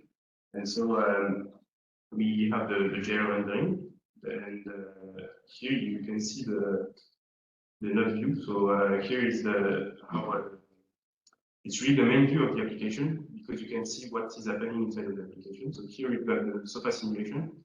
Currently, we are still using XML scene file, and we load them inside of Assist. And we made a lot of tools to allow to interact with sofa. So for instance, here, I can inject some data inside of the sofa component. So for instance, here it's a Boolean. And you can see here on the right that the Boolean is changed, and we can take out also some data from sofa. Nearly all of the important data that you want, so it can be a vector from the state, etc., etc. You can externalize from sofa and use inside of the application.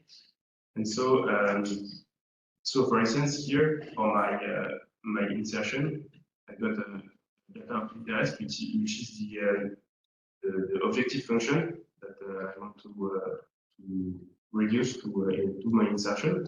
And so when I externalize it, so I can see the value of the objective function. And at one point, if we want, we also have developed tools to use Python quite easily. So for instance, here, if I want, I can do very quickly some computation on this vector by using Python binding that we've done. So here, first, we've got we made a tool to adjust to be able to load some method in Python inside of the application. And then we can define a lot of different methods, and we can use them as we want, using the assist data as input. So for instance, here I've got my function, and I can use the method that I declared in the Python main module, and use data from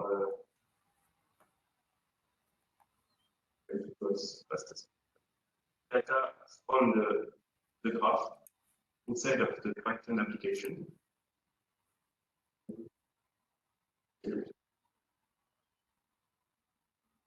Now it's quite easy. So this method just computes the norm of the vector. It's like an engine, right? Yes, it's like an engine, but it can be developed in Python quite rapidly and injected into the graph as fast as I did right now. And you can modify the Python method during the processing and try to see if it's better or not. When you are adding your Yes, the stuff, can you export engine? I mean, you do a lot of complicated stuff and you want to save them. Yes, you can save the scene, and you can also save the Python file that you modified. Everything is, I mean, this is already done, but the thing that is great is that it's so versatile and it's so easy to work with that it's so modular that you can do whatever you want. If you want to add other things, for instance, here, as you see, the file editor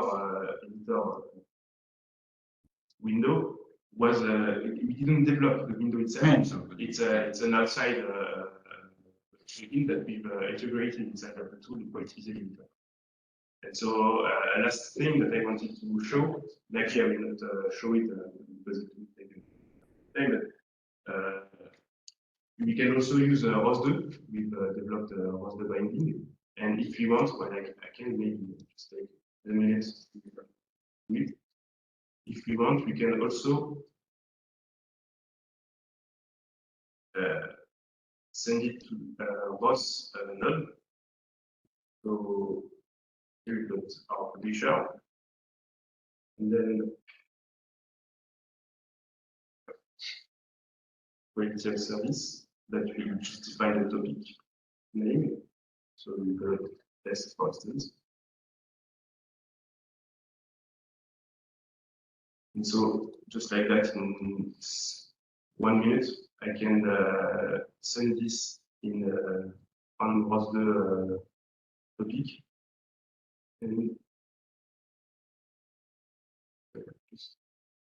just change. And then if I want, I can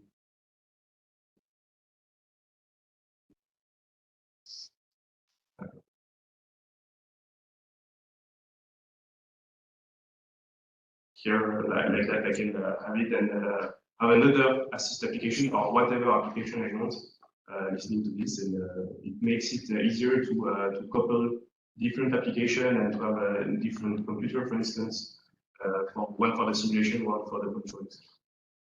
So that's it for the demonstration.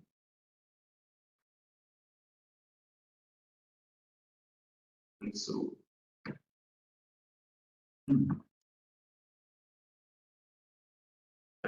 so this is really ongoing work and really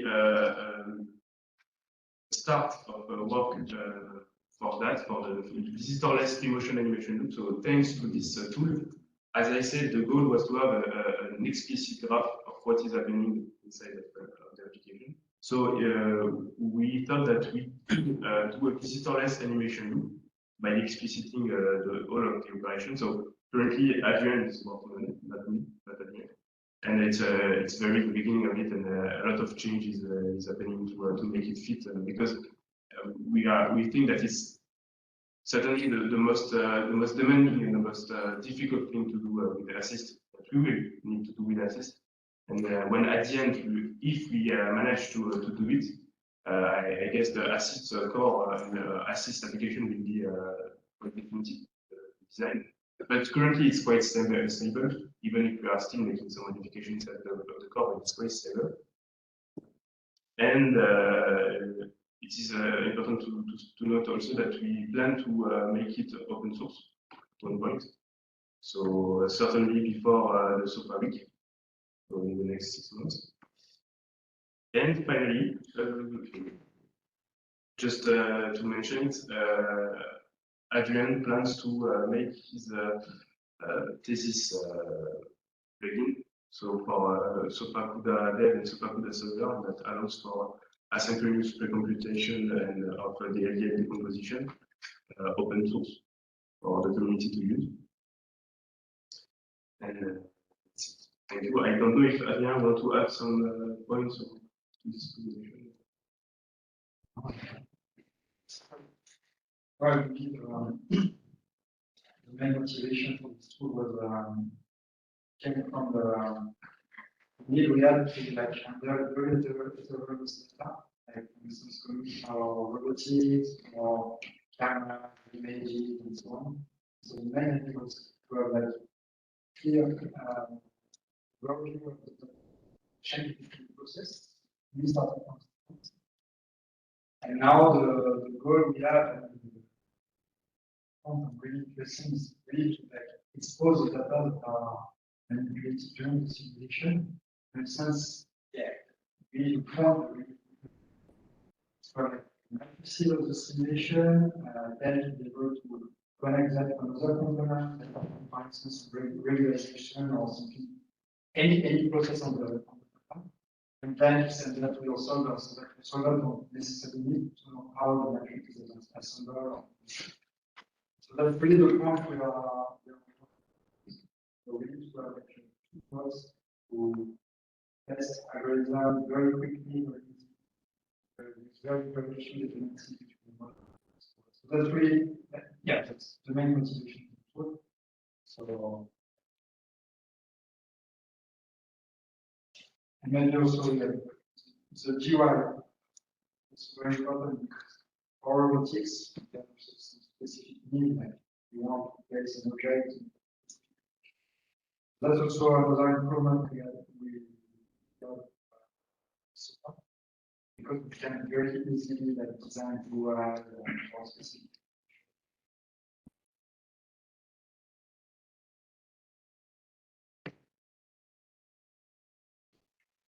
Any question? Which task scheduler are you using? You using task? Okay, not using task flow for. So honestly, at the moment, everything is sequential. Everything is like tend to be programmed at some point. Like when you trigger data at some point, everything is prepared in the code so that we can achieve like automatic prioritization of processing of data and so on.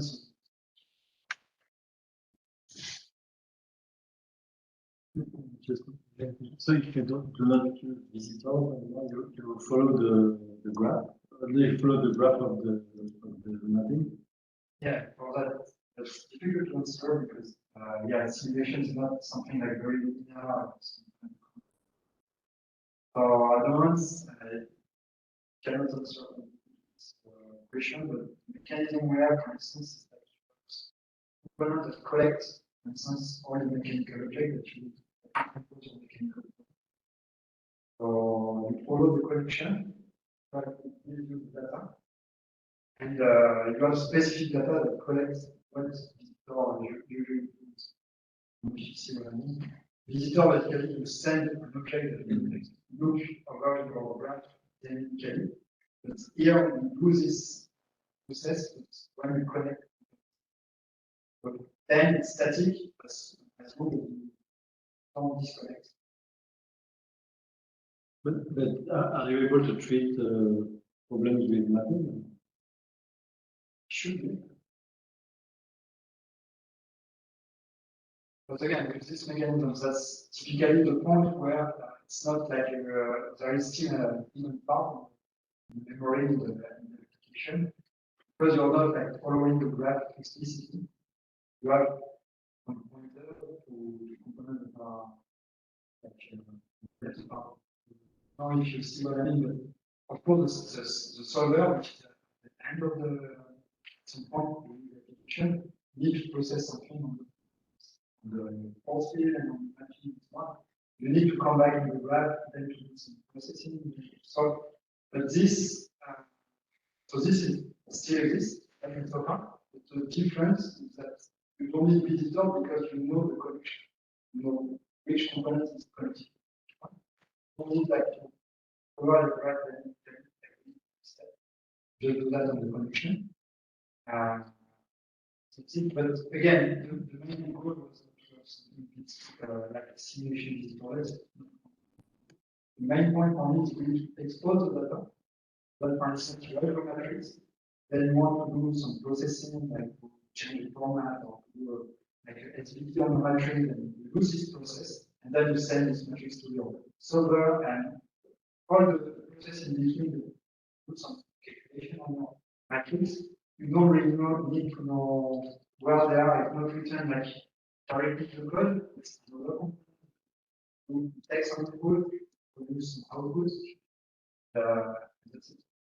If you see what I mean, but that's really the goal to expose the data. It's not like.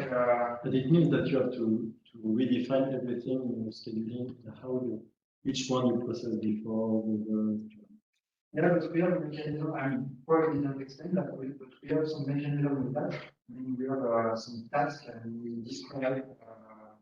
We have some specification in the API to say, okay, we will react on this data change with this policy, and this. There are some things. Yeah.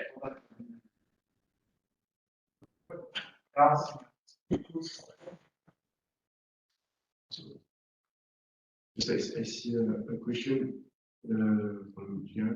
Do you have the link of this? So as I said, we plan to make it because, as I said, we are still in the phase of simulation of the system. As I said, it should be the most difficult thing that we are doing with Assist. So the core will be evolving also a lot. And so we plan to make it open source more in September or beginning of October. So currently it's not available. Okay. Who will involve the task? And which task? But to make everything Like you are you and Adrian and The third, and you may say we are only 2 people. We are only the only 2 I agree with this. It's a mistake. I mean, you work a lot. Yeah. Maybe one last point is also to say that there is some effort to like keep very good compatibility with SOFA, and especially with the component SOFA. Main idea is to say to like the menu will not be handled with SOFA, but I try to be able to use the implementation in terms of the force field or the servers in SOFA, but you can directly use the code in SOFA, but not necessarily use implementation. So the process is handled by ASYS, but the code can be easily implemented like with inheritance or something like that. You just read from the SOFA component and you can put that in the ASYS. So you can still use most of the SOFA code, but it's still not 100% sure. Again, but that's one. And to adjust to this is for the storage part. But as I showed you, we have a compatibility. The first step was to just have SOFA as a plugin instead of a system. So we can still and we will be able to use to really use the root SOFA and to have just the animate to make just an animate on the root and still use completely SOFA without storage execution. And externalize data so SOFA use them in the system.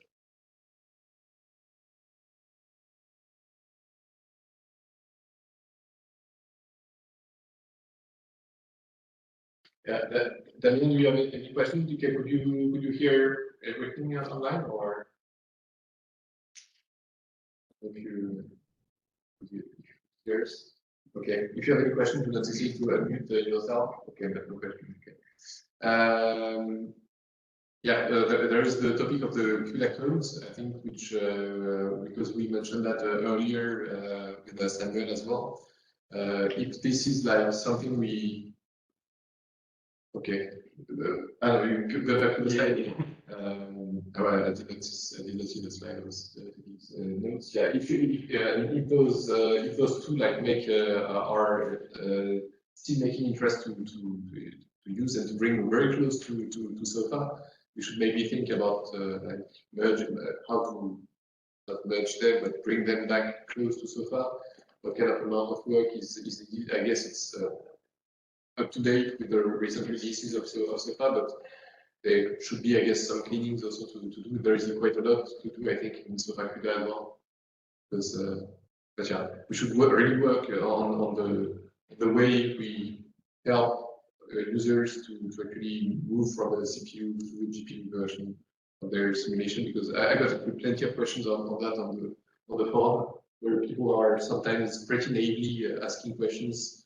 They understood they could have such benefits just by changing some template, but they quickly got disappointed by the results since many things are still missing. So if this comes open, I think it's yeah for I don't recall exactly which part would be the most like the most boosting one for performances. I don't remember exactly what is in SOFA CUDA, for instance. But yeah, that would be one task we. This is the previous version of SOFA. Sort of some compatibility more with the last version. Yeah, someone tried. Yeah, that's. I think it's not very difficult to. Yeah, Actually, it's work to make it compatible with that. I think this is part of it because I thought at the first error, but I know that because we use CapDigital and so on, it's used parts also. You mean in your plugins? Now that in the public version, there is like a header file that instantiates all the the necessary data for the libraries of same stuff and that's. And this is not used in the version, right? It will be used, it's used in this agreement. Okay. So of course, if you just remove the class and you just say stuff, at this point, you know, it's maybe one count. And maybe at this point there is some more. Because the change is quite often. And every time they change the API, it requires maintain the complexity. Yeah, and it's quite annoying, depending on the changes, but in this case, it was quite annoying to, it was about the textures. It was just over memory. So changing from one format to yeah, I mean, in this case, it's one total tree sheet of compatible with the 11. But what Fred was suggesting in one request is just to disable some components if CUDA 12 is detected. I mean, as a workaround. Yeah, all of them, all of the coding there use actually the path and the components. Of course, for people source.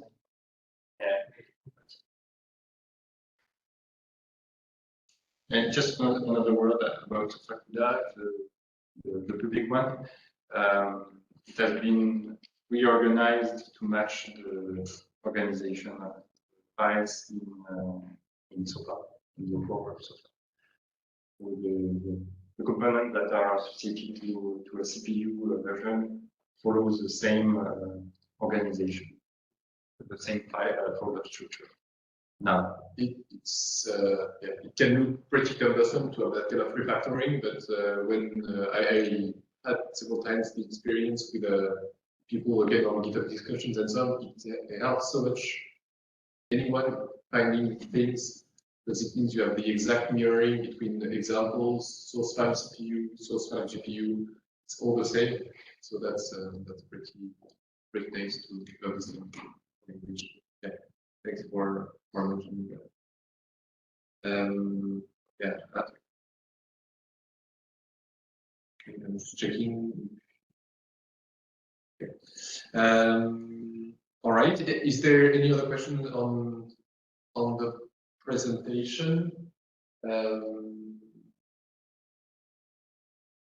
If no, we'll move. I think it will there will be further discussion on each of the three bullet points, whether it's assist, visitorless, or also CUDA later on.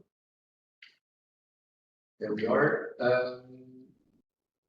Okay, so we'll start the process. So obviously, since it's 10 to before noon, we won't have time to cover the 8 before noon, except if we take a minute per technique. But what I suggest is that we take each of them. If you have some slides for that, as usual, share them, and we'll then restart after lunch. Yeah.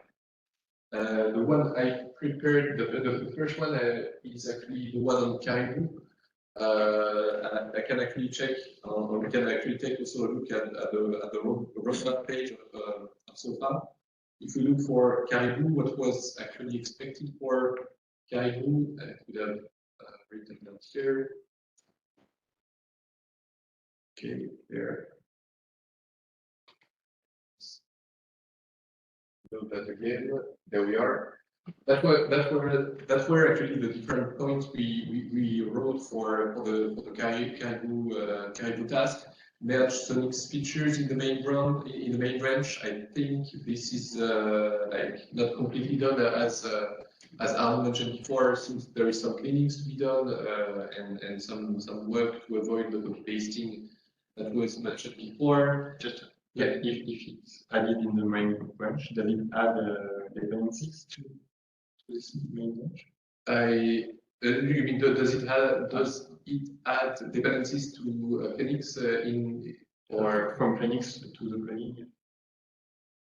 Yeah, in the plugin, do we have? Do we have?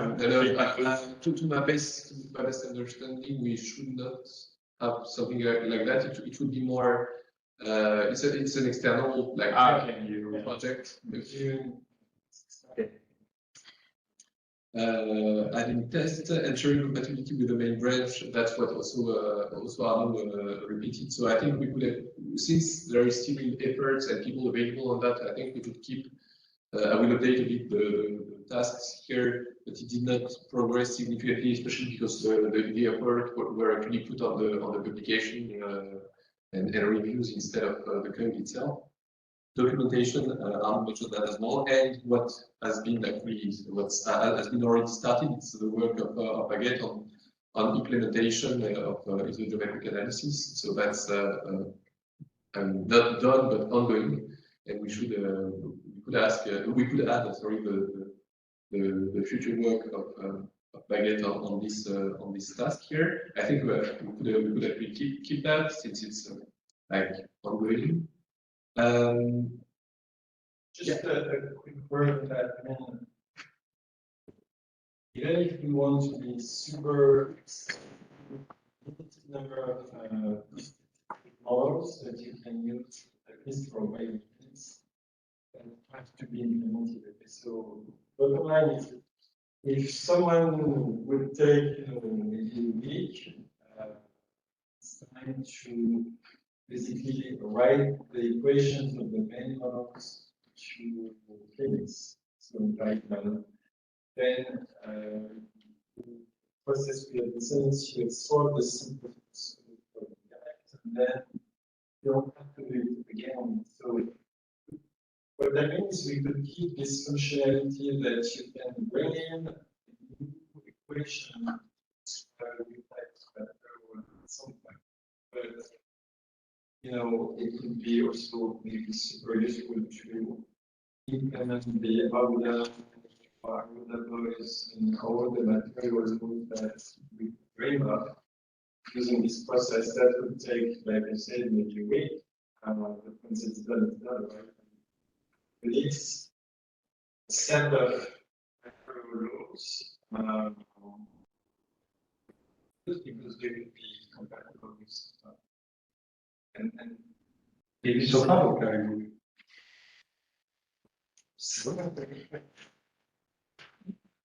Yeah.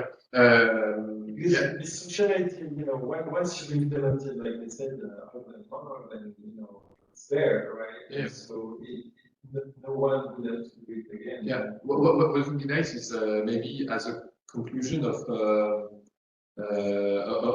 this work and of the publication, maybe associated publication is to have like as a demo. So that's what I'm writing at the same time. As a demo, for instance, since that should be like knowledgeable on how to do it, to have a live demo for one. And then Rémi, I, or anyone else would be like definitely willing to going through that process again and taking a few. I mean, there is not a dozen. I mean, there is no more than I would say 5 additional materials that we would like to see. There's actually been found a formulation where you can parameterize the equation, and it basically brings pretty much all of the main models. So like you don't have to set the parameters. The other equations like mu, and so super. So the knowledge is there, and like you said, when you have time, something like that. What would be nice to have some kind of a definitive pipeline, that the no copy pasting step. I don't mind at all doing it. It's just if the process changes and we have to like make another meeting or another discussion to go through that again, but it would be cool. Yeah. One thing I wanted to say is we could choose on what we want to spend some time. One is to improve the code generation process to me is as automatic and possible. So anyone could then implement whatever law they want, or we could spend the same amount of time, or maybe less, actually implementing the laws, even if it's through a semi-automatic process. And no one really would have to correct me. Because again, there's a limit to how many equations we want to write. And do you know if it supports like anisotropy and so on? If you could like implement that kind of things? I don't know why not. It's a separate level. Yeah. Okay. Okay. That would be nice. Okay, cool. It's worth a more detailed discussion. There are two options.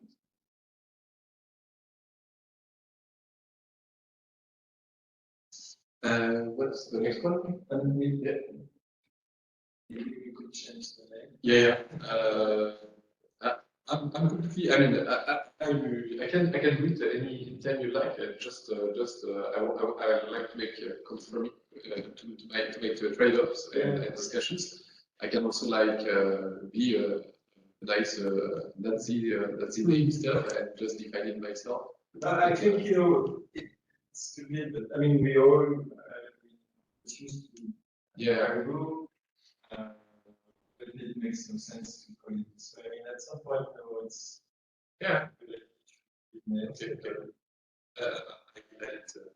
Okay.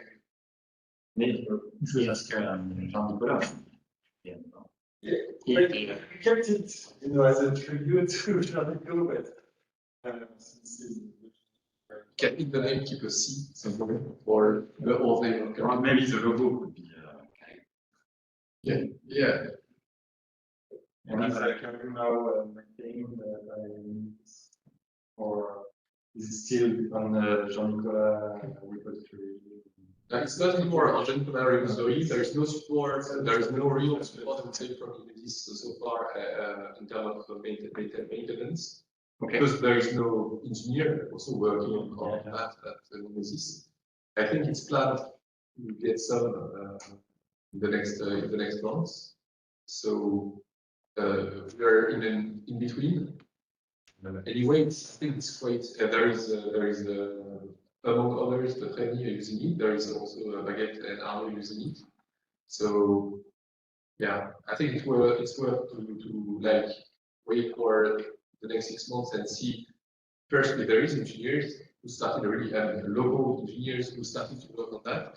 If yes, then it would be definitely worth keeping it. If no, then we will see. All right. Yeah, it's close to noon. Maybe we can like can try to make 2 short other ones, and then we will make a lunch break. Refactoring matrices is that Alex is that shared? You said it was like a short. Like 5 minutes, yeah. Yeah. Very. I can speak really fast. No. Then you can cover the physics, maybe just because I discussed that before the break, and this one is pretty short, and maybe you can end with the matrices, Alex, so that you can prepare the slides and go ahead and maybe Romain. Yeah. You have to. I'm Romain, so I would like to introduce myself. I'm one of the engineers in the team. So I'm currently involved in the project. It's not really much the so far work topics. So, but previously I was involved in the physics. So physics is the one that we use in necessity to interface our simulations with AI. So basically, we use physics to train our network to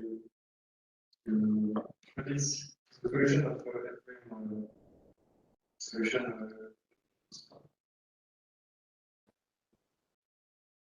So yeah, I have not much to present today.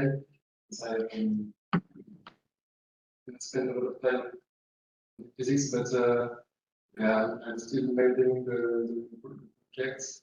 Basically working with PhD students in the team to keep their work working with physics. So I just kind of try to sit on some small improvements.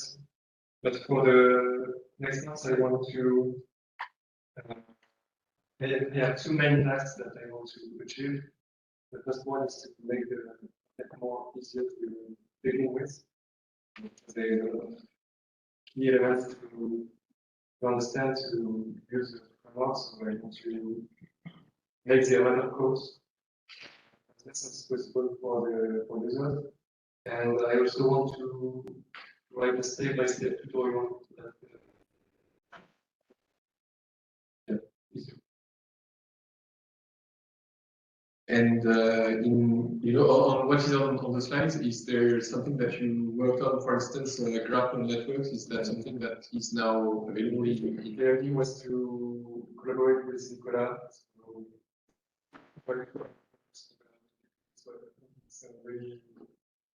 It's coming from that Nicolas is trying to get the last results before his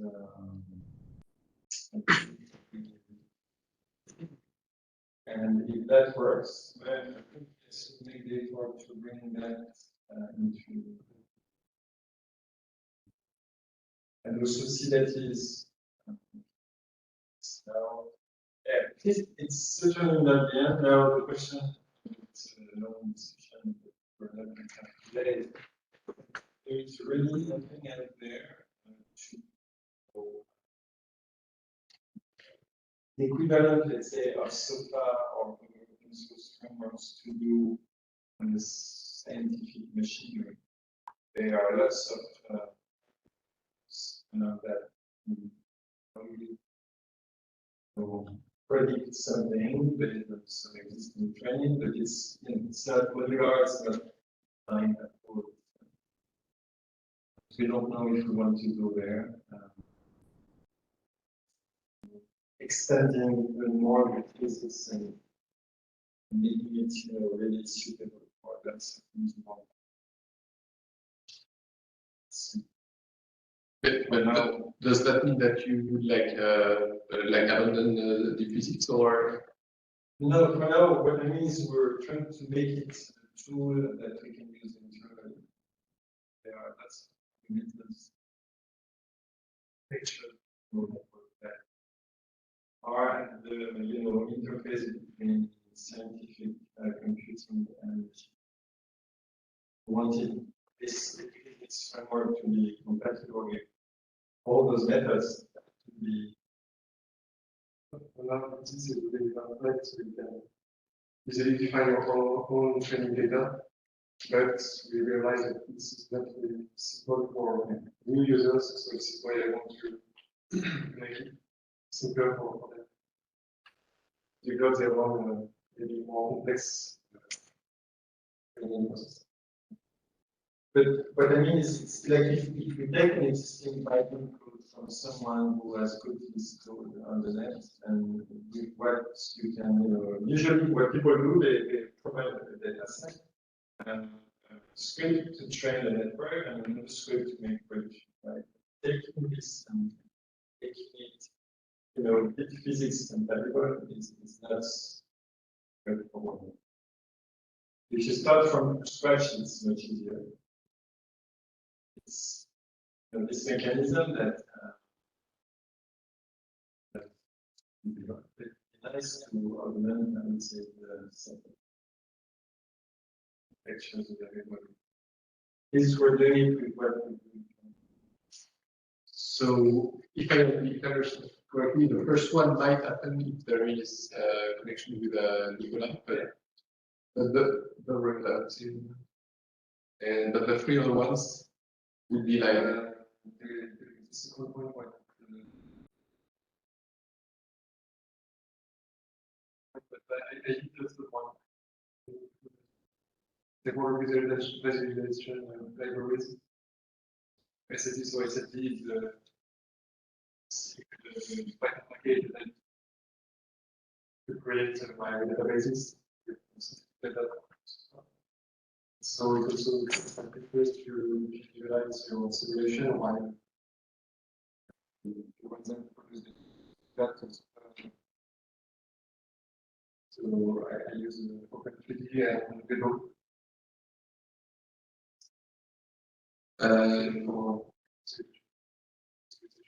I see that the SSD is still on your own account of GitHub.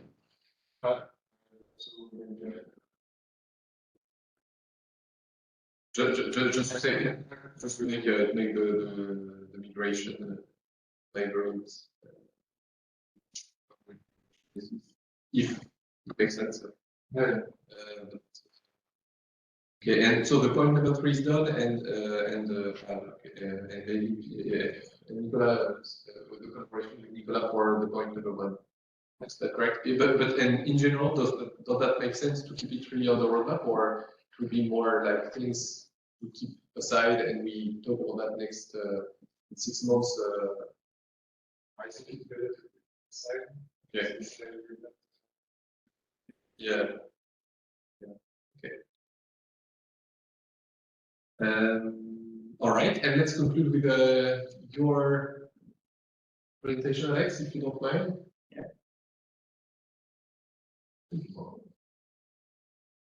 There we are. Refactoring of item.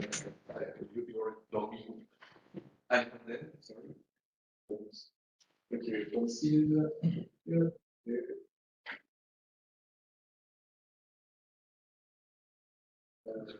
The last one.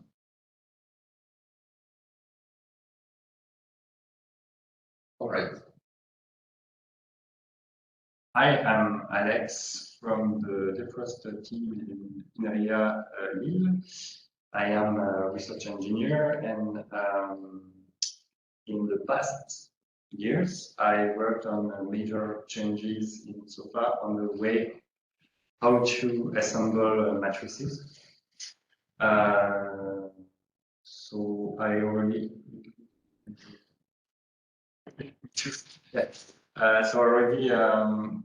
I already presented this work in previous STCs. So I'm not gonna enter into the details on this project. Can you just present where I put my efforts in the past months? It was mainly for the support of geometric stiffness. So it's a contribution that appears due to nonlinear mappings. When actually you want to derive a force which is under a mapping. So it is now fully supported, including the support of chain mappings. So basically, when you have a mapping which is itself under a mapping, it is supported, even if both mappings are nonlinear. And during this work, I also found that some existing nonlinear mappings were actually not really well implemented, so I needed to fix them. So this is where I put the main efforts. So now the work on this project is almost done, and it's actually merged in the master branch. You can still consult the pull request, and it's the 2777, and there is still the documentation available. The links are in the product. Yeah, I think we should, I wrote that in the notes, we should make sure that we create like a post or in the doc, or already using your in the documentation. On your documentation. Yeah, why not? So it's going to be available for the next release in June. There are still missing stuff, but not really so important. The priority would be to restore the geometric stiffness applied to constraint forces. Right now it applies only external forces, but not the constraint forces. So I need to work on that in priority. I need to clean and remove the old API, and we need to apply the new API to all the components. But it still works without, because there is a compatibility here. There will be one, there is already one and so on, right? Yeah. So it is maybe planned to work on that during the coding sprint, the next few days. Yeah, and the two other stuffs are like bonus. I don't think I will have the time to work on that. I think that's it. And if I go back to the roadmap, which is on the website, there are a few things that are not done. The propagation in the so-called APIs. Yeah, it's mainly what is on the slide. So, yeah, that's it. And I have a quick question. So the first bullet point, begin, I'm thinking or whatever, and that adapting to the API, how much work is that? It is not so important.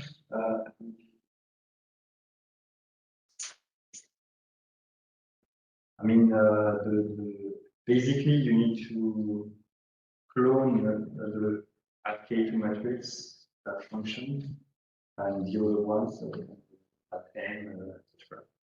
And so it's really similar. So if you don't do anything funky with templates and etc. in this code, it could be quite straightforward to replicate this.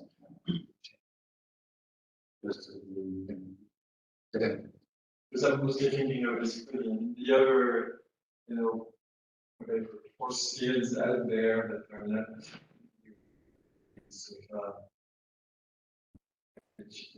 they are super useful.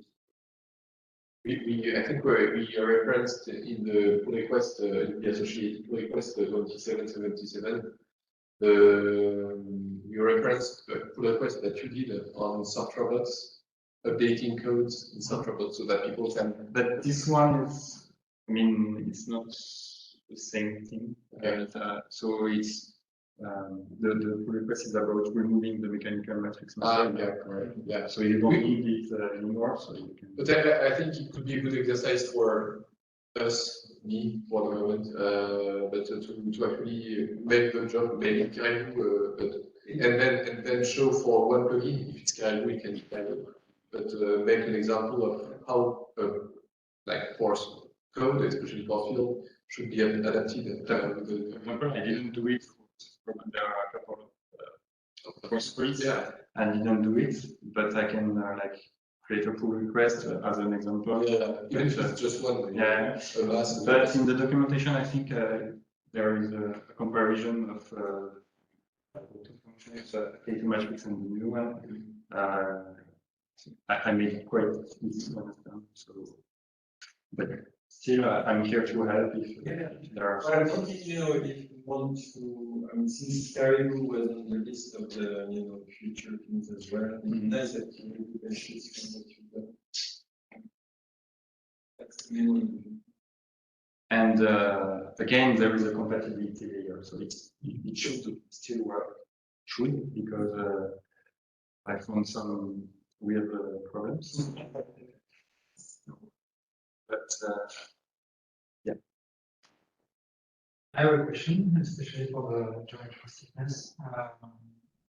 In the end, forces like the matrices of the not force field on your mechanical matrices. Usually time consuming because you end up having a lot of values in the mission. But you can save a lot of time. You can take advantage of the fact that modification of the matrix structure is constant. You and that step? So it's not, yeah, it's not under in the like the default component that is shipped with software template. But there is another component that can be used and replay. You see, it's this one, constant sparsity pattern system. Okay. And this one is not currently shipped. I still need to And what reintroduce it. Like, is it the same mechanism as what we come? So the goal is just to like do a first step, time step where you store the order of insertion in the substructure, and then instead of trying to add its structure, you because you remember the order, you know where in the matrix. Okay. You can add it. Okay. So it's component. Is it like totally Amazon implementation from scratch from what we have in the diffuse code? Yeah. Yeah. Okay. So Because I think it takes the same idea, but it's not compatible. And component are not like the right code from the diffuse code. They do the same thing if are not compatible with it. Actually, I don't know. I don't know in details what you guys have on recommendation. So I think. It's that you had access to this. I think so. It's not the part of the code you had access. You had access. Yeah, There were the separation of the matrix assembly aspect, but I'm not sure if this part of the. Well, anyway, just so you so that the same mechanism you have and you check. And it was just a question. Of I took the idea, but I don't. And this consensus part is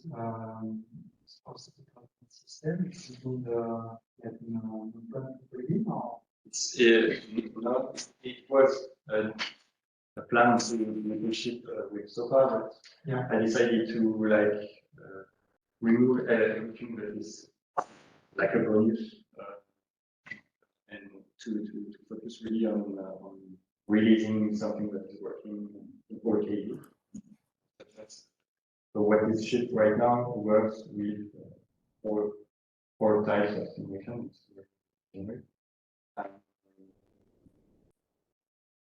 So if you want to improve the performances, I put it aside and to yeah.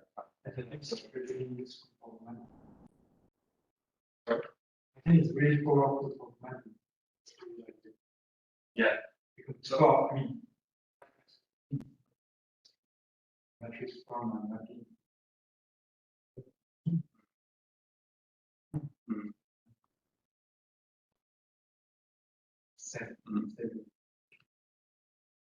So for example, before this work, I have integrated the work to make the multiplication of the map matrix and JT. Master with this technique of having the constants. This was but now it is deprecated, so it won't be used anymore. So I need to take this part again and put it in the assembling matrix component. And at some point we talked about constraint matrices. Still implemented with map. Yeah, so that's gonna be in the in another type of roadmap, it's about constraints. So we are going to talk about it. You want me to? Yeah, since it's connected, it's the last part, except if we think it's going to be. Actually, it's not in my presentation because it's actually Fred's work. So that's why I didn't put it here. Just yeah, we can mention it. Actually, yeah, it was in the roadmap, we forgot it. Yeah, it was my point. So yeah, in the end, that I just took I took the public repository of NCMO and tried to pass the new compressed response matrix. So and integrated with the current product so far. So it's in the end, I mean, focused on the maximum compatibility. There is a lot of optimization from with flags and stuff. So for now, it's only like compatibility. But even with those flags, I did some benches like between 30% improvement to 100%. The issues is double cost. I'll be with that. I'm just like 30 compatible. So in the end,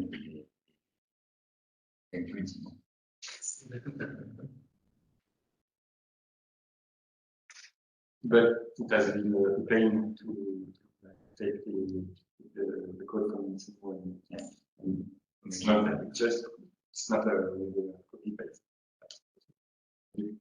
Yeah. It's never did, but in the end, and I remove the one.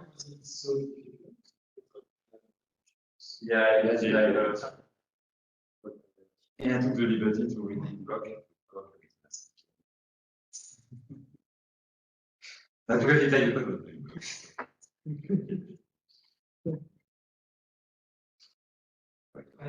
Yes. No. The rename of the PLOC is in French. Rename it the PLOC.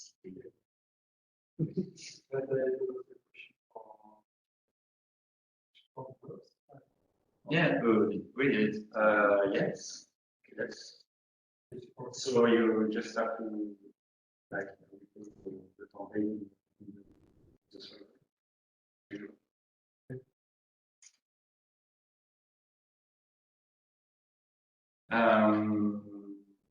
The word about that, or okay, we have like less than 10 minutes. But okay. So I can present my wishes for the next month. To yourself. That's my name. That's my name. I mean, this. It is also your wish list. That's the first one. So I want to work on factory designs. The two constraint solvers that are currently available in SOFA. In the course, because there are a lot of similarities, but in the end, it's not really simple to factorize them. So it's I think it's gonna be not so easy to. I also want to refactor the solvers API to be able to implement a constraint solver in Python. We actually had this point in the previous roadmap. So the goal was to take the example of what Christian introduced earlier, when you want to learn and estimate the projected compliance matrix. So this work has been done on the Python side, and was quite difficult to like mix the Python and the SOFA code. So it could be great to just like implement a new constraint solver and implement it on the Python side. There have been some work to speed up the computation of the compliance matrix. It has been done by an intern previously. It is actually done, but it's not integrated yet. So I need to work on the integration. It's a CPU validation.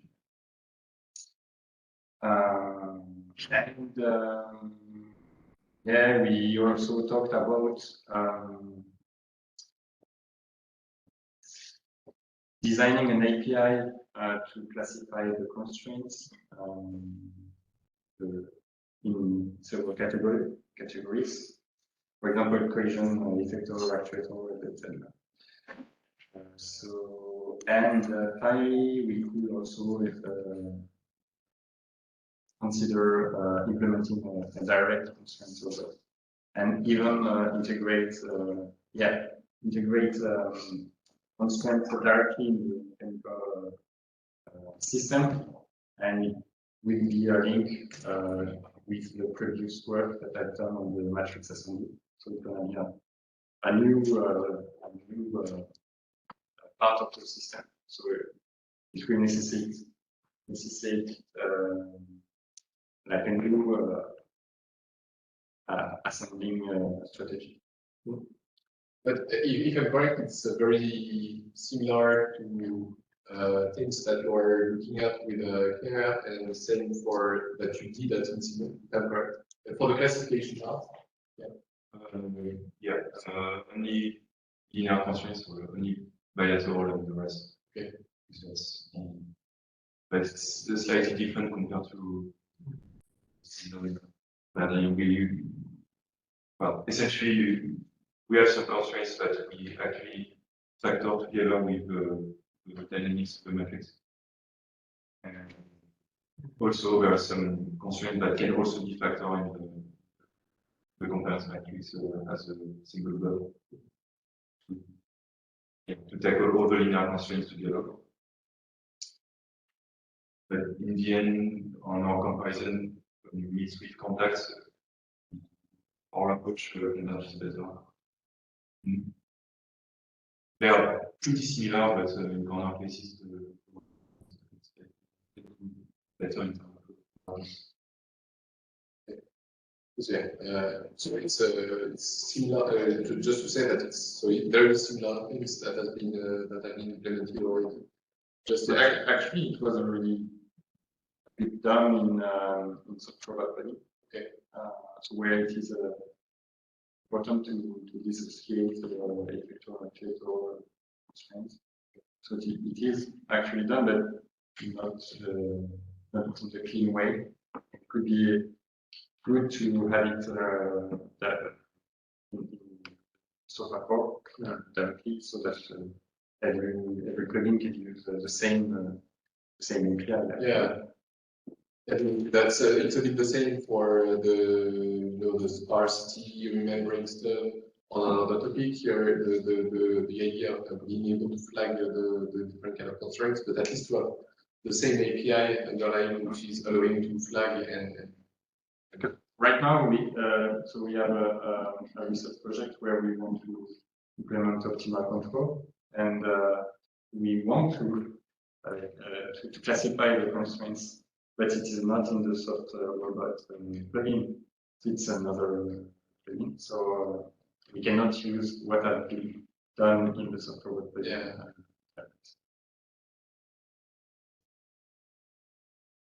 And from the roadmap, there was the multi-threading, parallel with silo, parallel matrix operations that were also it's including yeah. Okay. But we added it in the roadmap last semester, but it was knowing that it was gonna we even thought, I think, that it was not gonna progress at all. So there is already several points that have been done, so that's cool. But how much do you think the amount of work would be between the previous topic, matrix assembly, versus, because there is one which is more or less depending on the other one. So we expect to have more time on the matrix still in the next month. Yeah. I don't plan to work a lot on the Okay. other matrices. Okay, so rather, I prefer like to fix what is broken. So we need the constraint process. Then maybe move to stuff related to constraints. It starts to be as well a priority for some people. So you showed some interest also in constraints. But to check for our simulation. Needs and stuff. okay. So we will stop here for a bit break. We will restart in an hour and 30 minutes to have some time to discuss, and because the coffee break this morning was pretty short, so we'll keep some time to discuss. We'll complete the roundup discussions with the I think 3 last topics: Unity, Unreal Engine, tuning plugins. So there will be a lot of Eric this afternoon. And Gosa. If you have some updates from this, but they might not be quite a lot. Did you have some? I have some. Okay, so we'll discuss short about that, and then we'll prepare the topic of stuff. So I'll stop I'll stop and see you in an hour.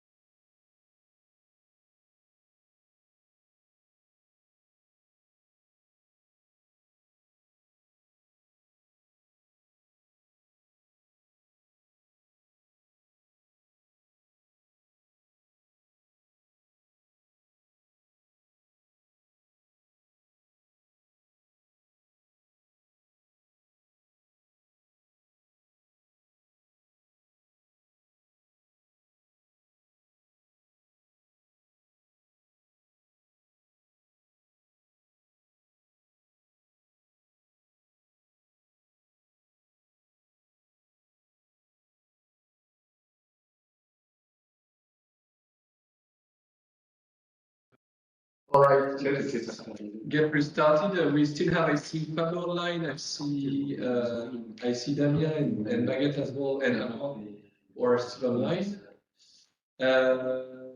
Okay, so this afternoon we'll carry on the roadmap contribution. So from the roadmap from the release 2306, then there is I think 3 topics to cover. And then for the rest of the afternoon, we will then afterwards move to the definition of the P2312 roadmap definition, and yeah, like listing, having a set of tasks for each of the topics we identified. If there is topics of developments that are not listed, we'll add them and just make sure that we have like someone in contact and we have this stuff objectives to following this topic. And conclusion of the roadmap. If we conclude a bit earlier than that schedule, we could a bit maybe anticipate the discussion of tomorrow and already start a bit tonight and continue that around some years later on. Before that, so we had 3 topics, as I said. The first one, SOFA Gym. I think I can share your presentation if you will, or you can share it online as you prefer. Samuel, what would you prefer? You will share it too. All right. And while we discussed this morning, I started to write basically the list of topics that were supposed to progress in the next 6 months, list them, and we will rediscuss that right after we covered all the B2006 topics. Do you succeed to do the connect? Yeah. Perfect. Yeah.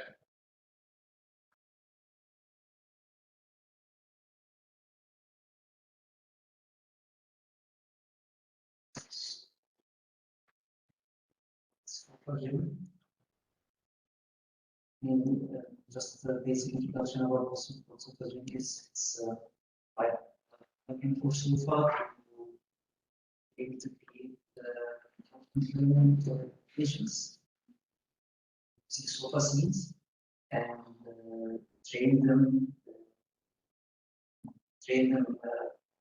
specific tasks, and then test the trained models.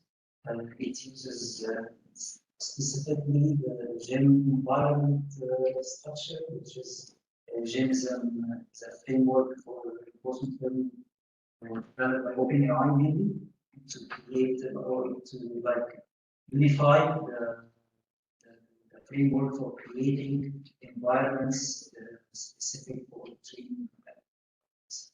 So what SOFA Gym does is that it provides an API to integrate between SOFA as a simulation tool and GEM, where the environment is created and the agent is defined.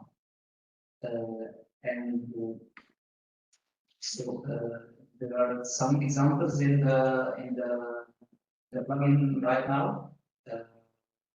Mainly stuff related to the soft roads plugin and examples from the soft roads plugin.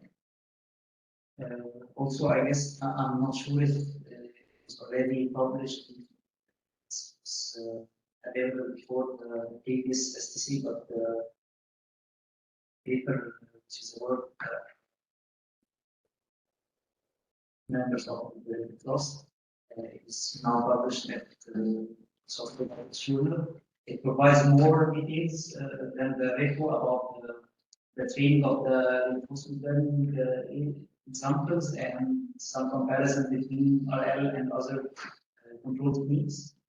If you want to check it. For the main structure of the SOFA Gym, how it works, as I was saying, there's the part of SOFA, which is the simulation, which is the scenes created in SOFA, and there is the part on the left side, which is the Gym interface, mainly the main 4 functions that you need to define for each environment is to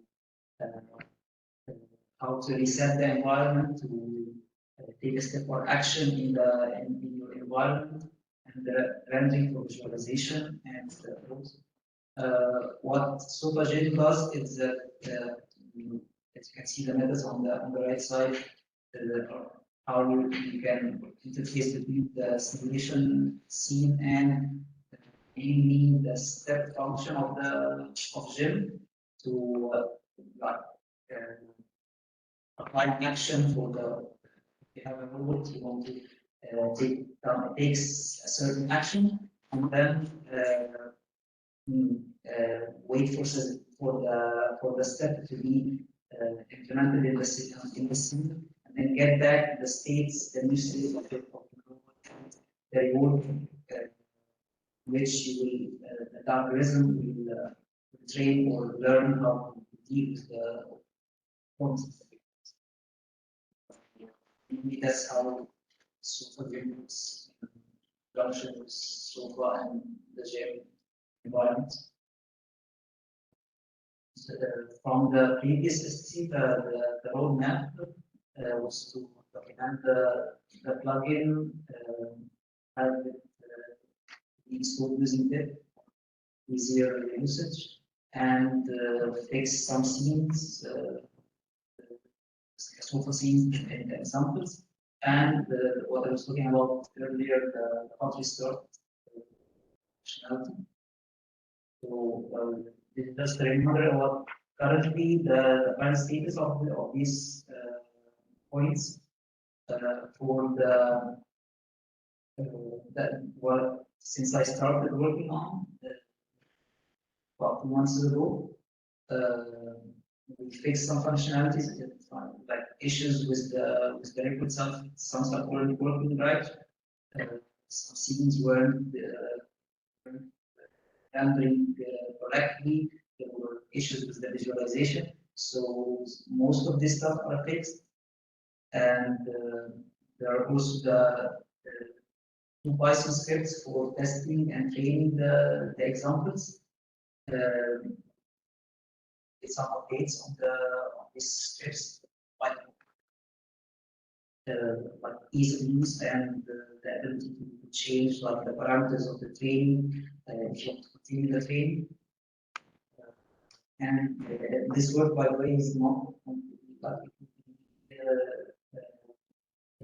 it would be the coming pull request. I didn't do the pull request yet, so.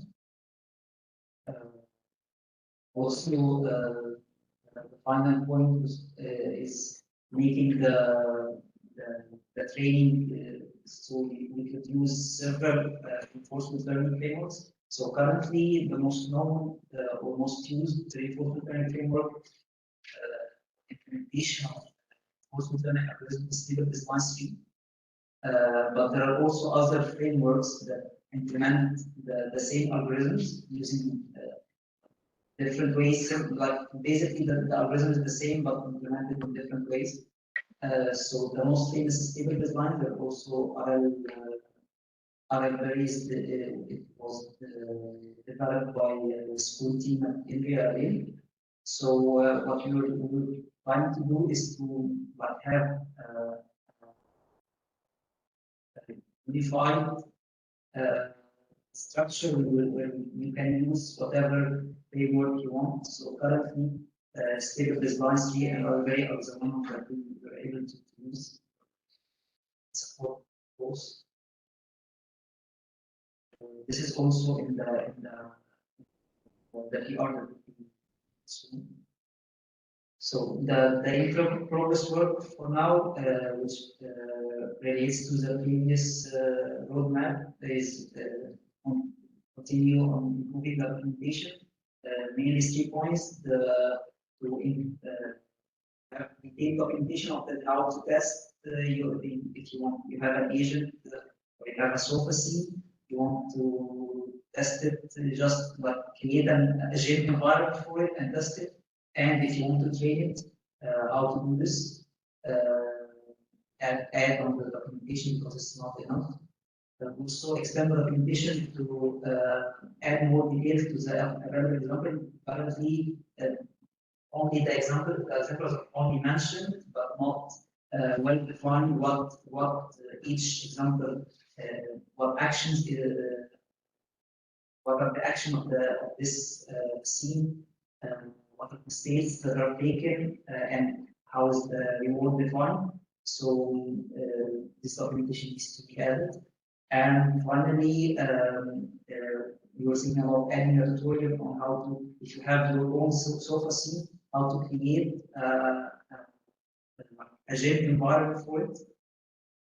Sofa gym agent for it that is compatible with gym environment to be able to run it and run the whatever training you want.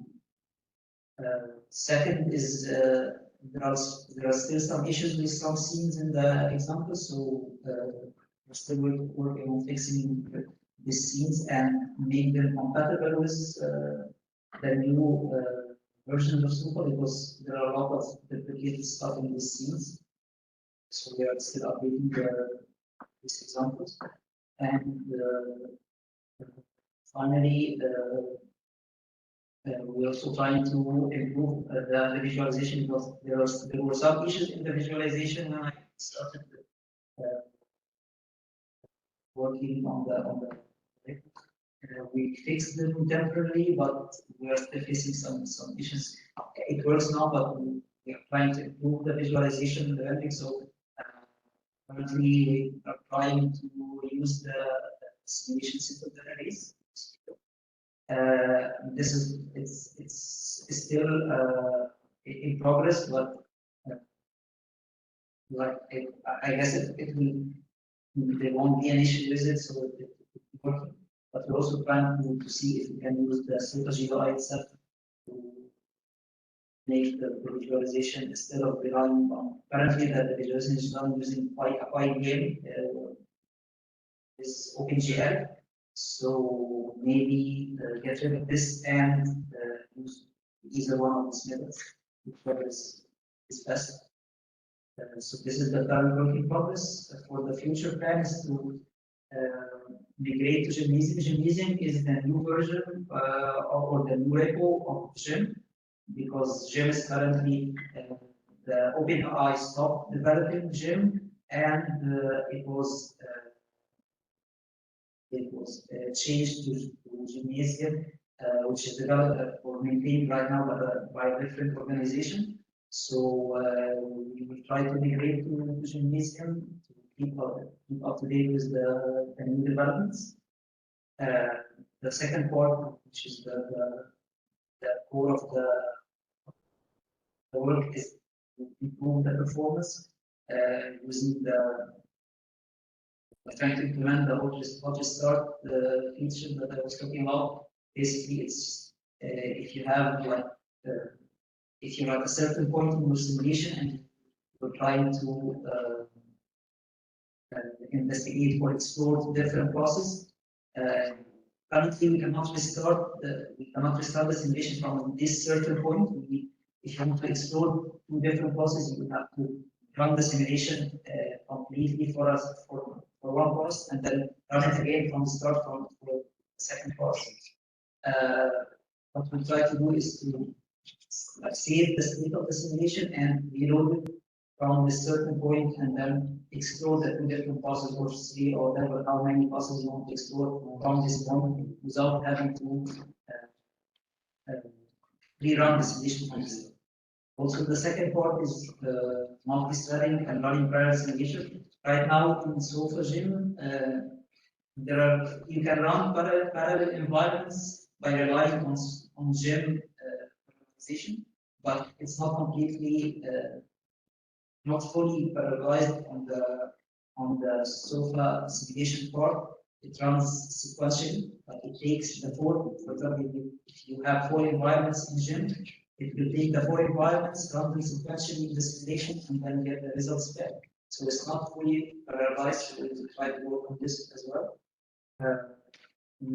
Also, some other suggestions would be, if possible, to have some simplification to development to to make it easier to maintain on several platforms or several operating systems.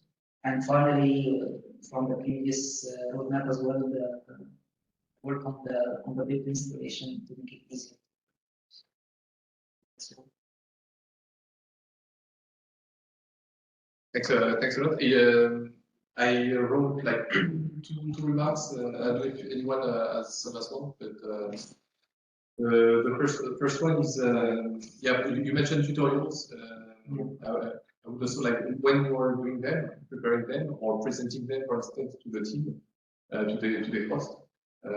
As you are now actually regularly doing in your meetings, record yourself so that we can put that on YouTube and like or in channel whatever. Just so that we have like an easy way to like a video that people can easily follow and follow what you did, because documentation is good and the video with the documentation it's like the perfect. Yeah. Second, I have 3 remarks. The second remark is for Romain to pass the word to Stéphane or directly to Valentina, because she was basically using I got static baseline. What's the name of the stable? Stable baseline, and I mean I know she has her own script and so on for that. Yeah. I know nothing about reinforcement learning and so on, but I just know that she has her own script using GIMP. Basically, it's just a simple case, so she did not need the whole, I would say, the whole SofaGIMP project. But I think now that stable baseline is actually available in SofaGIMP, really any step further, she should like, if she needs something, she has to like move to SofaGIMP so that we make sure that, I mean, it would be, it would not be worth it to have like someone copy pasting things which are now available and maintained and tested and so on by others. So it would be just to tell her she knows that already, and I'll tell her. Yeah, I think we do the same thing on we went for this communication. Integrating the work with the business and can do the same with consider. Yeah. Because we have also Okay. And it's not like it's not a strict order to move straight away to SofaGIMP, but rather now there is, if there is any further development on Python reinforcement learning application, it has to be with SofaGIMP, and there is several available for that. And Raspberry is also will be available. But Raspberry is developed by Yeah. Yeah. So it could be. It could be enforced almost to. No, but I mean like a promotion of binary tools. Yeah. And yeah, then a real question about the warm restart that you call the hot restart. It's hotter and hotter. Warm yeah. So this restart, do you have plans to? How do you plan to attack this thing? Because it's like a huge. I think a huge topic. Yeah, we didn't discuss it in the details yet, but I know that there are some problems with how to save the state of the simulation, be able to rerun it. But we didn't discuss it. I still don't know what I would need to save to from a certain point. But just like from what I was thinking about, like, it could be as simple as completely discarding what for example, if they have a cassette or whatever that reaches a certain state, you will completely discard what it did before, but they start the simulation as it was like, and with a new starting point without saving the previous the previous history of the simulation. With a random starting point, which is the new position that you want to explore, start exploring from, and see how it turns. the other solutions to give the state of history, which lead to add the robot and the agent to reach a certain. But there is still the question to give this feature, because I mean, I don't know yet now the amount of work that will be necessary to make it work. But if it's not really necessary or an important feature, maybe it doesn't work. Then it's like, I think because right now we have a preference having this, you know. I mean, it has like it's better to have. Yeah, that was my question actually. Well, you see that you know that it's difficult because it's collected internal data. Yeah, sure. Cached and that are hidden from. If everyone like if it was we have interface where all the data that data is very dependent.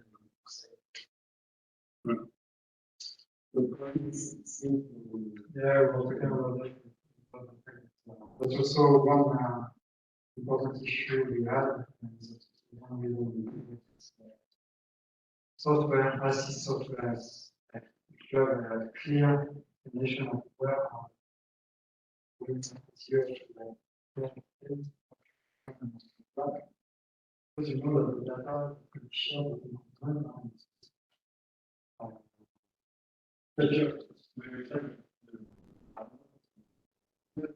also the initialization is very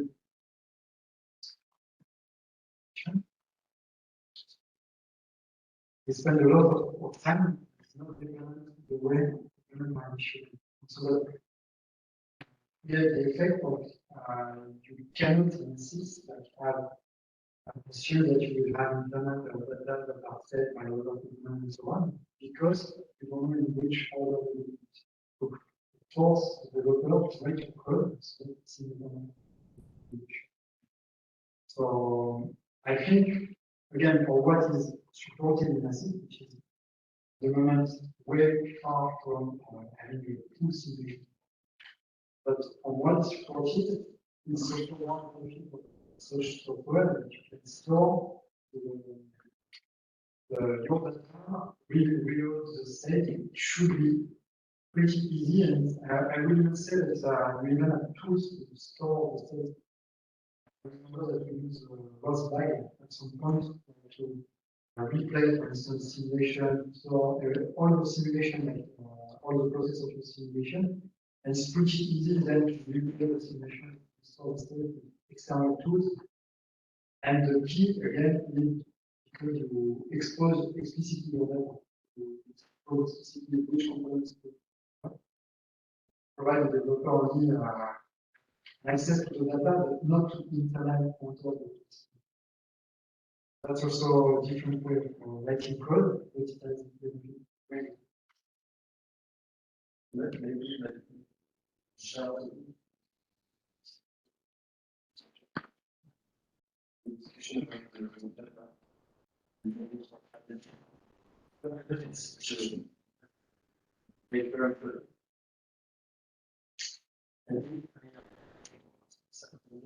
Yeah.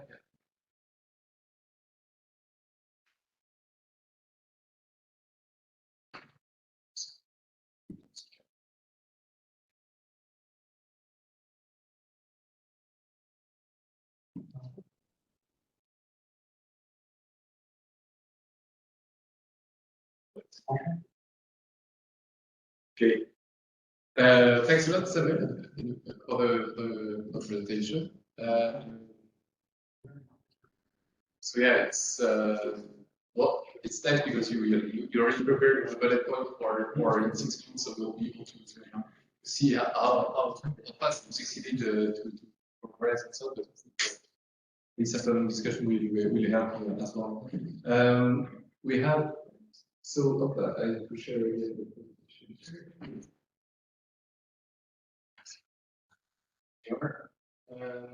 Then we move to your topics, Eric. There were Unity, Unreal Engine, sharing, right?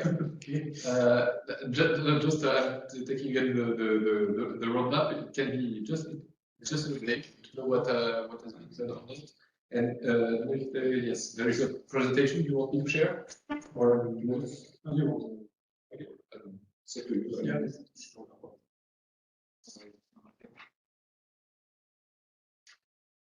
There we are.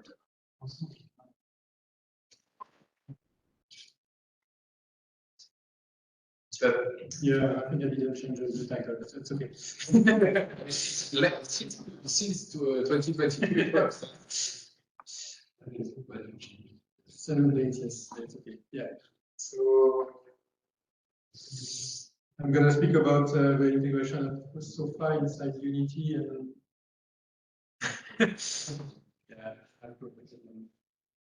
yeah, so just to remind what we said last STC, the idea was to create a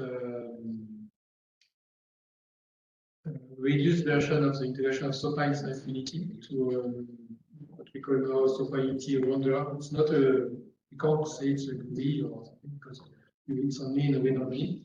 Right?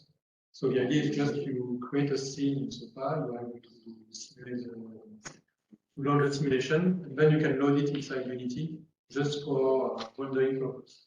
So the idea is this repository is hosted on GitHub. It's totally open source, the licensed GPL, and it's working with the last version of SOFA since some pull request I did for the 22. So it's using the SOFA Physics API. I think it's a project, it's not a plugin, inside the SOFA master branch. And so if we go to the next slide. So the idea is really you have SOFA running. You create your scene inside SOFA. Then inside Unity you will load an asset. So it's what is the asset is available on GitHub. You load it inside Unity, and basically it allows you to load the SOFA scene in so for the moment only in XML. And every visual model of your scene will be mapped into a Unity we call a mesh filter. So it's just another way to display meshes. And Unity, from Unity, you can ask to play the SOFA simulation or to run only a step by step. And at each new step of SOFA, it's retrieving all the data from the visual model. The visual, we call the visual model inside Unity. Basically, this is what it looks like inside Unity. So you have so in the middle in green, it's similar to what we have on SOFA with the scene graph. It's like a scene graph but in Unity. And then you can see the different visual model from SOFA of the Caduceus. And then each Caduceus, each visual model you can apply some material inside it. And so it's quite easy to do some nice rendering stuff. And the idea also is you can put your SOFA simulation in middle of a Unity environment. So you could use VR, you could use a lot of animation things that are done inside Unity. Can you say more about that? How you can combine how you use some animation? For example, you create your 3D environment inside Unity. A showroom with a physical table. Then in the middle, you just create an object which represents the SOFA world. Then you go to the same, it should appear in your But if you want to have like collisions, contacts, yeah. So basically, this is on that next slide. So the idea was to create the thing I did for the sofa, the interior sofa is in DC, even direction. The one that just spoke about is the reduced dimension, with only which is then on the other one, there is a tool integration. So for example, you can see the scene graph. On the left, it's just the visual model. On the right, there is all the components. Then you can change all the data. And you can also create some object from Unity, define the mesh inside the software world. Collision. So you can have an interaction between the software object and the Unity object. Yes. Yes, if you define your Unity mesh, then you transfer it inside the software world. All the simulation, collision, rotation, everything is done inside software. Okay.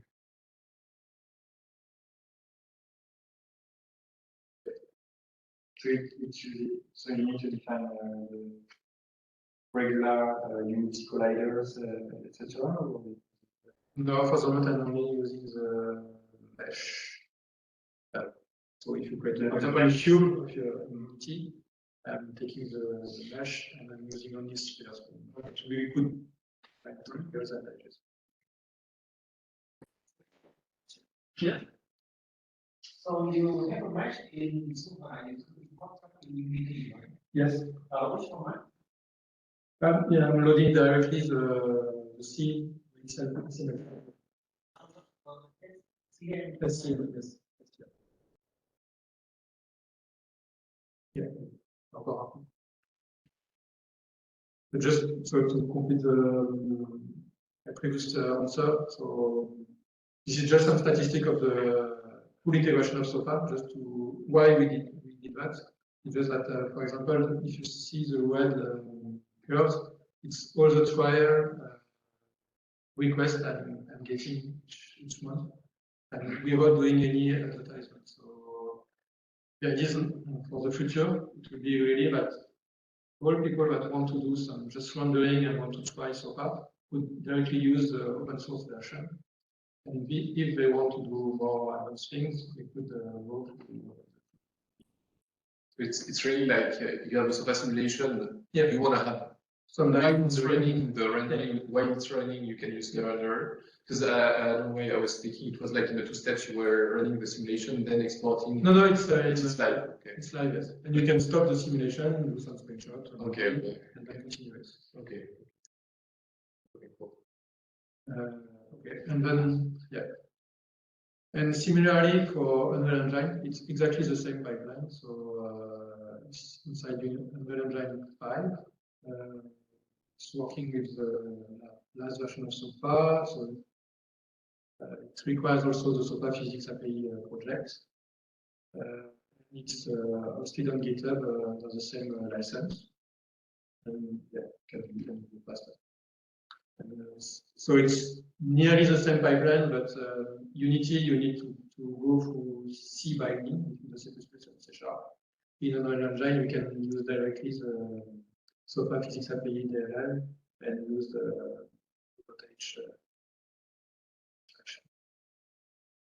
Even directly use SOFA. You could even directly use SOFA, but the idea is just to make things really easy. Yeah. Just load the similarly as in Unity, just load the SOFA visual model. And the next slide. Sorry. So really, like in Unity, you have the scene graph on the grid. You can change the visual parameter of the merge parts. And then you can create some materials within the what they call the blueprint function.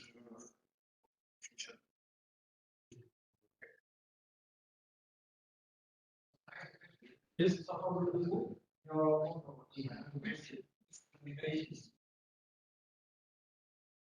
It's directly using the DLL of SOFA. So, and using there is inside SOFA, the main open source project. There is a project called SOFA Physics API. So it's just like a header where you have several methods like give me the number of points and give me the position of different points, give me the target. And I'm just using that to get all the information from the sheet, from the visual model of SOFA, from the sheet, at each step. Then we can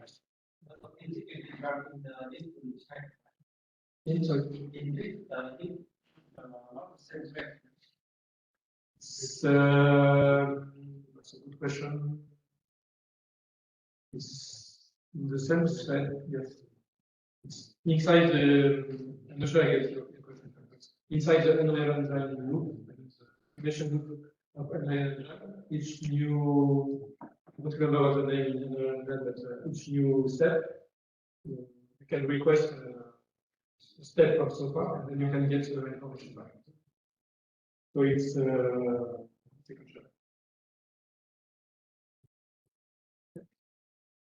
have you measured the override of transferring the data from SOFA to the engine, and then from the engine to the GPU?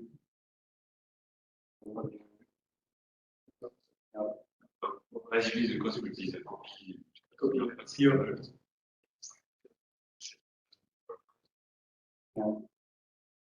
should be negligible. Yeah, but you have to do Yeah.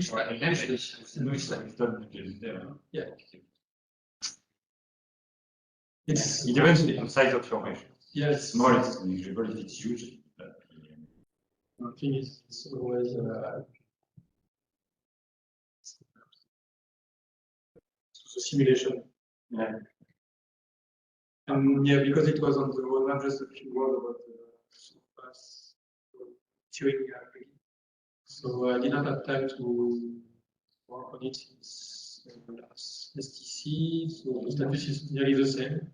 It's available on GitHub, open source, compatible with the last version. There is some test and GitHub actions.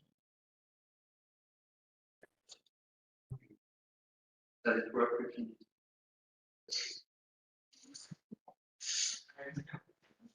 Yeah.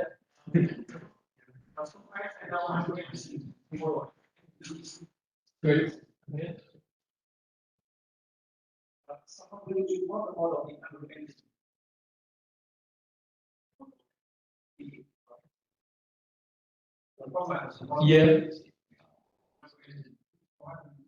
Same, it's loading. I'm loading directly this. In fact, the scene, the SOFA scene is loaded inside the SOFA. It's like you have, you could see that you have a SOFA running in background. That is calling different.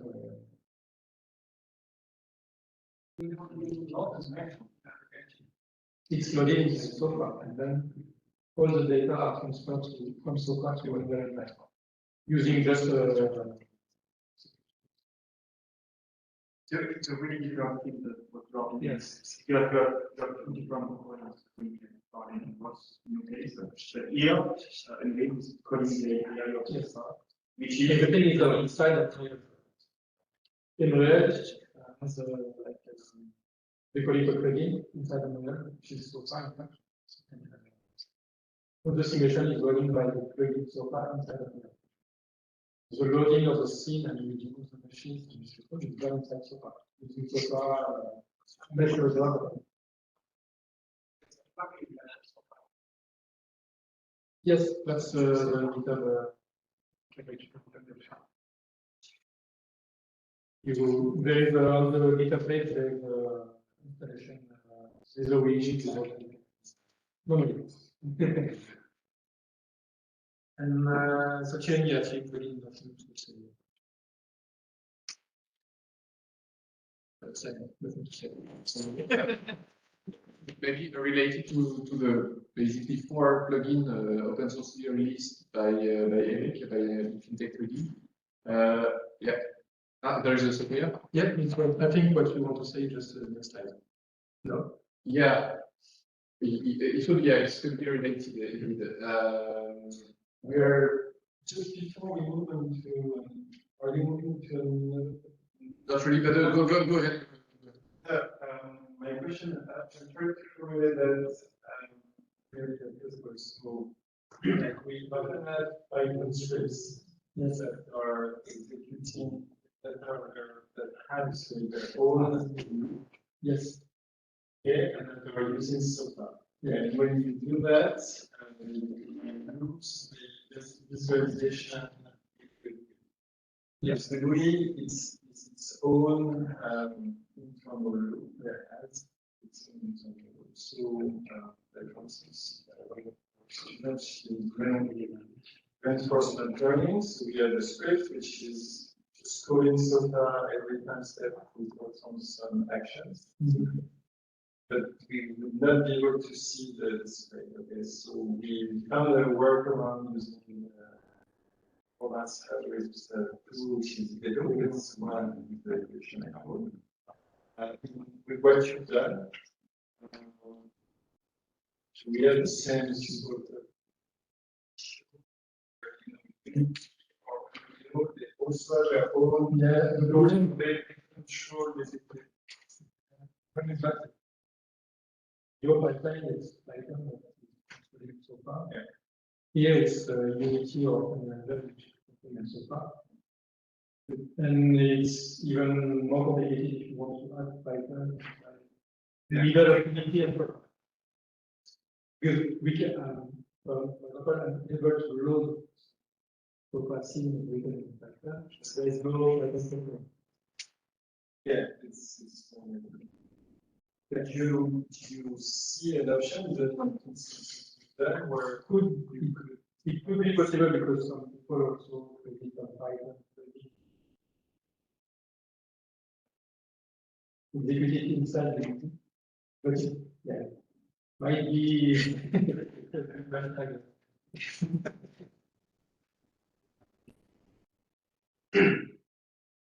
I think this is use your renderer and not the how we go. Even in this case where you only use Unity as the rendering engine, but the thing is you can't control Unity like that. Control everything. If you want to use Python script, you will need at some point to have controlling SOPA and then another SOPA which is moving one base, which can be inside the base. Because I think we're not the only one. Yeah, some people that are really middleware components that are communicating just from Android. You can feed or Python can feed the data to the renderers who are not. You can read, you have also a Unity or an array, and it's taking the data from and you can also expose way. This interface. I guess that there is some existing product. But that actually similar to but that means we're losing all of the nice, let's say,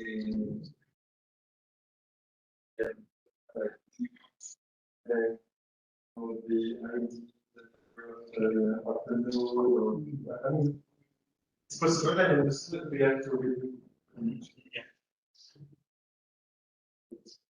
Yeah.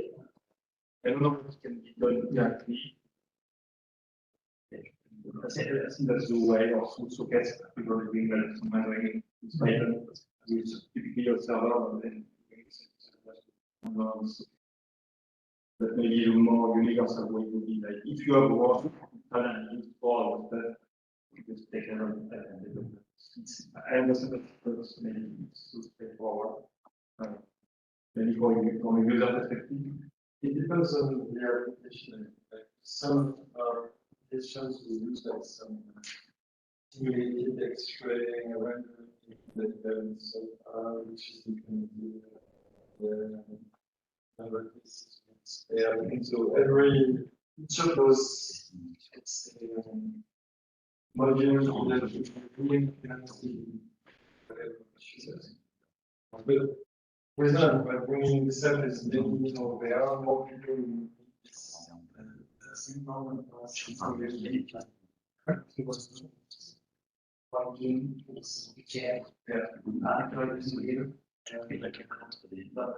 But suggesting one solution I did like that,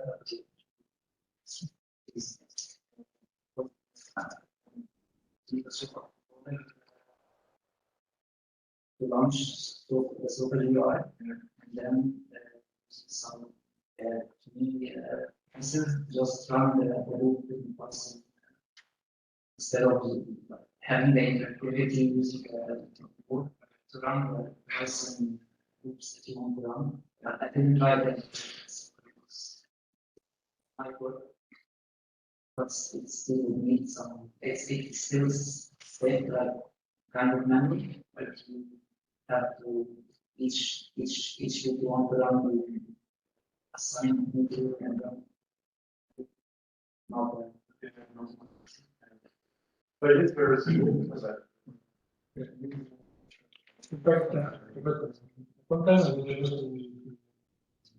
write like what the situation in the what I was doing is seeing what the Python there was some community. I was sending some events that developed so far. It could be over. I think the only way we were pressing keys in the response. Yeah, sorry, and I wanted to ask about yeah.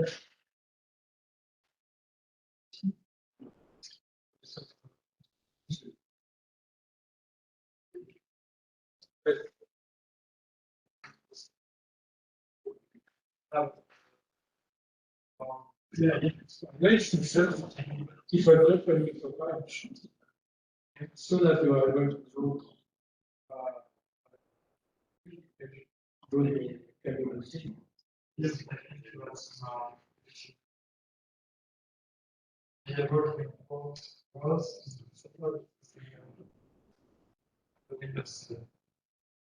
no, in fact, this is not working. That looks when executable table that has been created by the system. Because you, in fact, you set up your environment for this loop, then you run out the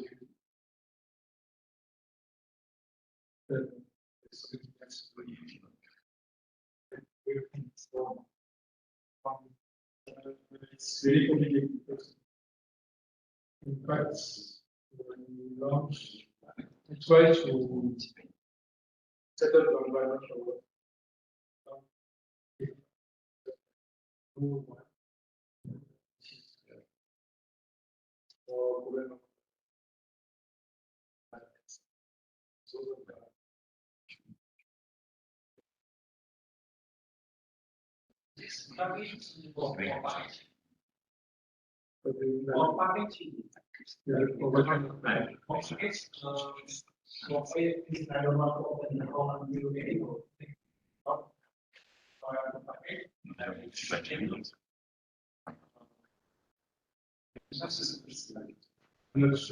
We can discuss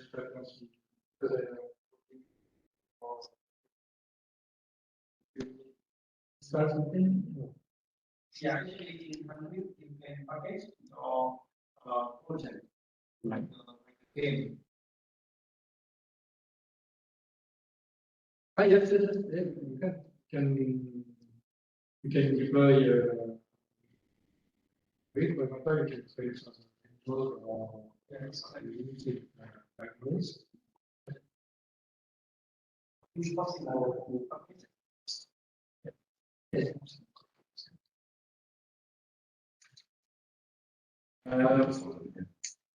So what I wanted to say just earlier, so first you can see online, you can see here online and here on the screen the list of plugins, which are either released or very soon going to be released. Yeah, Turing, mesh refinement, so on the, I would say, dynamic topology topics, rendering topics with Unity and Unreal, and haptics. That's really the three big topics of those plugins. I invite you as well to take a look at the avatar from Follow, which is a company that we know now for 2-3 years, which so a plugin cooking so far with their haptics, and same for Apply Robotics. I think it can, or UK company, Apply Robotics. Yeah, but it's from UK or no, it's Canadian one. Okay, Canadian company, Apply Robotics, providing as well like haptic devices. And what I wanted to say here, it was like all those plugins for the moment, they are not all on the marketplace of SOFA, because I'm currently working and I'm almost at the end, but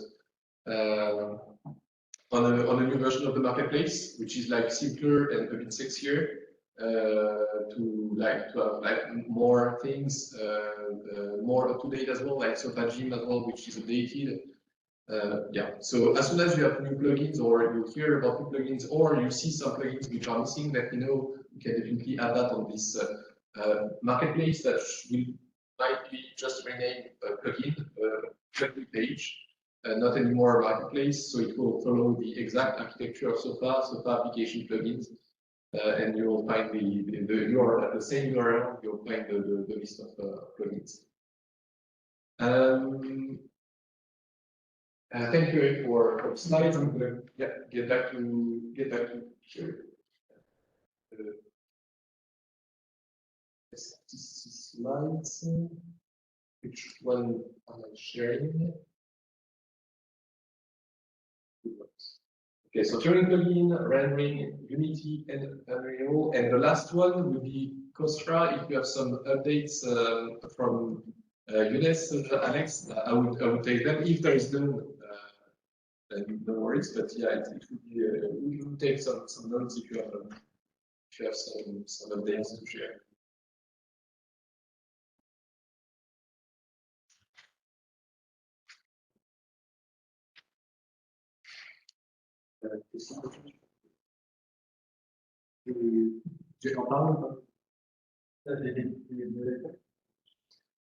So you just send us some bullet points and yeah, so basically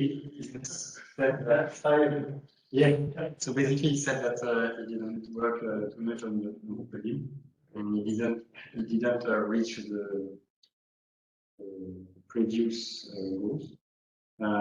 So he sent me 4 points that we need to do. So there is the implementation of the geometry stiffness in Costra. maybe it seems what you will say this morning is for those who know Generator, inside Generator, the motion is driven by the here and based on the motion slightly confused the spec. Because sign of the opposites, where it's really that you start from the spec, and the idea of the curvature, you do this manipulation and reduce the place. So it's implemented as matching between the span size and the but it's a non-linear mapping.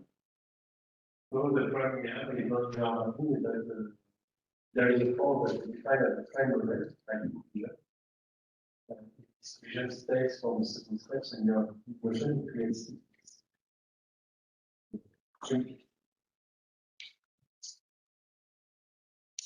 The second point is to go further with the interaction model between the needle and tissues. So It needs to take into account processes. Yes, so at the tip of the needle. But it's basically it's a translation of what has been done on the So this bullet point is, I think, the collaboration he's having with John Hopkins, and that's the John Hopkins team who is in charge of developing the bevel needle force field. They are currently doing it. So they were busy on other topics recently, but they are going to restart. So I think by next STC they should have something to show.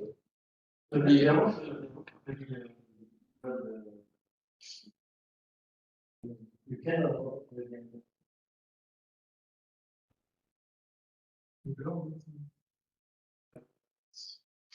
yeah.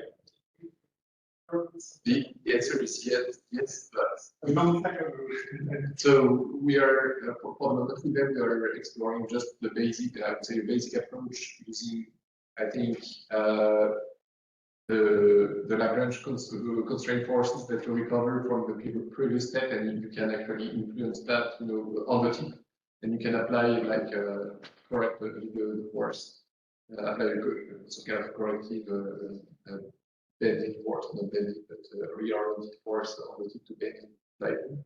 But yeah, that's one simple approach just to make some kind of proof of concept for them to also develop and so far. That's what they did so far, and that's what is behind this second bullet point.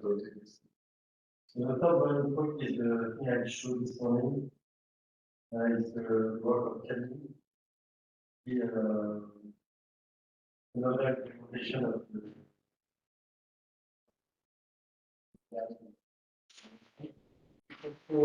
interesting for because they have this what they call the difference with the approach of developer is really that we have to spread the things. Should be important. So can I ask what's the advancement on that? Because when can you like so what was done at least in the framework in that collision was working well. With collision, the problem is that we have two collisions. So one thing that would be that creates one collision instruments for the whole picture. With the approach we developed, basically you have a collision model. One should be deactivated. For instance, if you have a catheter and a guide inside, for the length of the catheter, you don't need the guide to be washing. The problem is that creates, as it's not getting implemented, it creates two times the collision. And it's the collision rules. Non-digital.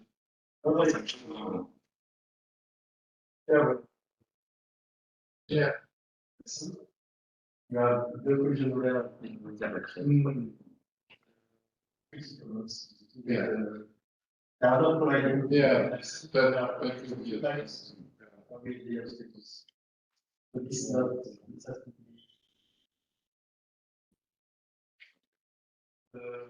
So the big difference is that it's much more justified control as than compared to the approach. And for the post model, in fact, it was really the point is that normally the theory of post consider that it's elastic because the reaction of the sections is the same. So we need to implement simple and we take into account the higher capacity, not all the section.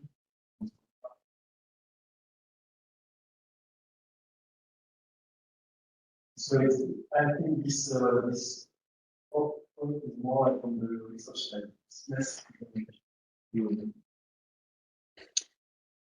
because it's really an extension of it.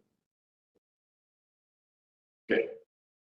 And finally, there is a last point on just cleaning the repo, removing the scenes that are not working or no longer relevant, and fixing the ones that are not working.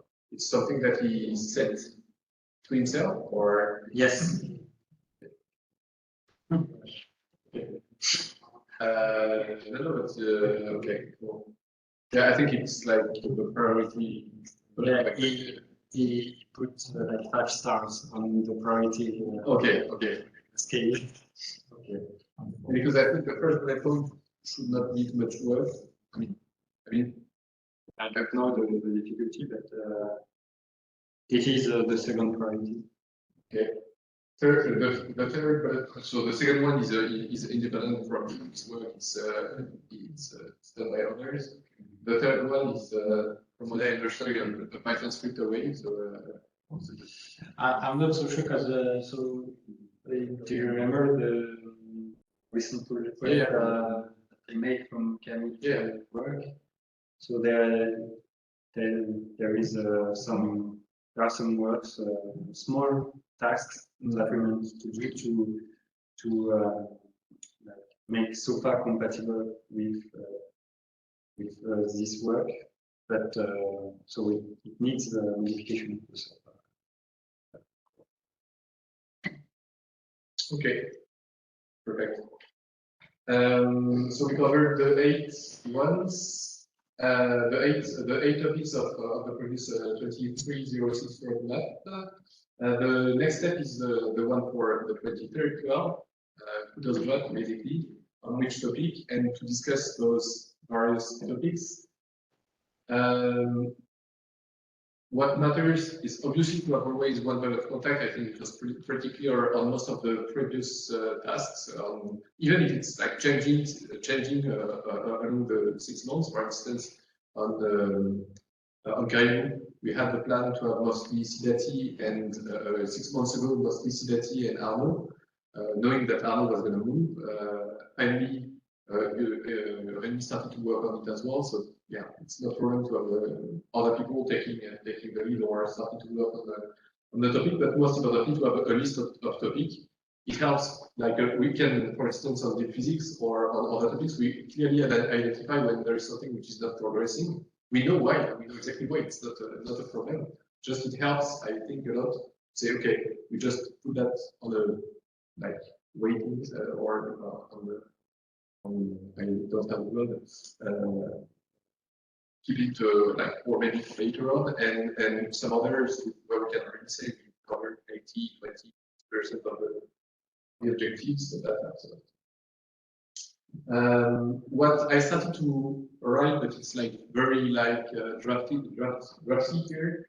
It's a list of possible topics. Among those ones here, you will recognize that's what we discussed this morning. Kaibu plugin updates along with Sonics. I think it's pretty clear regarding what has been discussed. We could we would just need to write a few bullet points regarding what you said, Rami, and what Snowpacket explained from his work. Would be the occasion, like in 6 months, to make some kind of summary, and in addition with Stefan's idea of having the materials with a tutorial from Sidati. The second one, matrix assembly, it was also pretty clear. Just I added one thing that could be discussed. It's the constant sparsity topic, just to make sure just to make sure that all those bullet points it's always the same idea. It's just making sure that we, at the end of the day, use the same API and rely on the same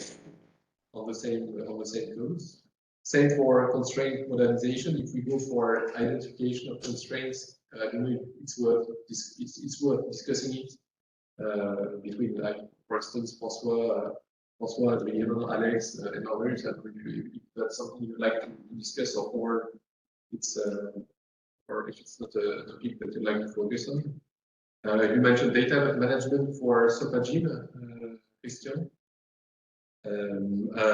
Someone on my right told me that it could be also an idea to add like to see if some assist items would like impact SOPA. If yes, how, for instance, what kind of changes it would require in the core of SOPA would be added. If it's the idea is that this roadmap has to highlight like changes that will occur in SOPA for anyone using SOPA. So that's the idea. COSRA plugin, I think we'll keep it low profile. I mean, we'll maybe keep it on the roadmap or maybe like decreasing. I don't know, but keep it low profile just because of the time availability of UNES in the next months.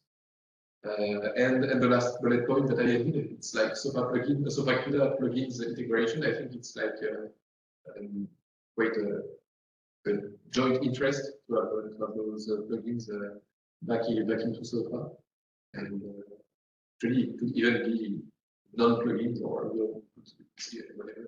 But yeah. So, is there some specific topics that you'd like directly to address? So, data management definitely for you. Yeah, it's not only it's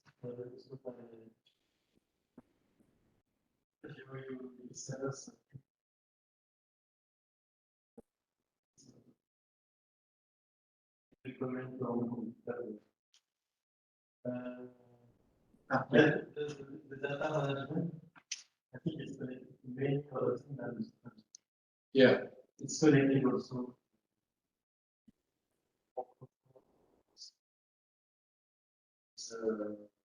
Processes. So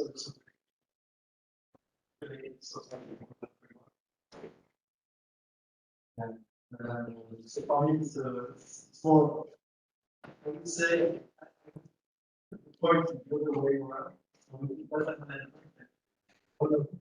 Subject is it's data management, the software covers.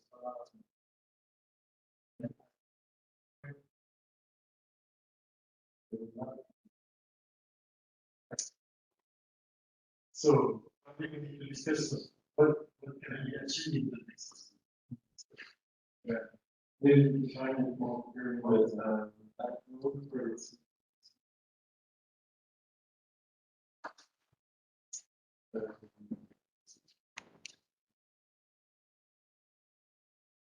Yeah.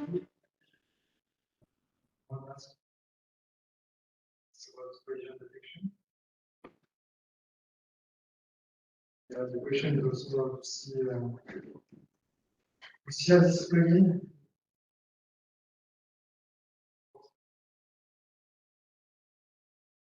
My point of view, of course, it's a good alternative to the question and so far, especially as the possibility to several assets. And so maybe one point talk about like to release this plugin and open tools. That's really the same story.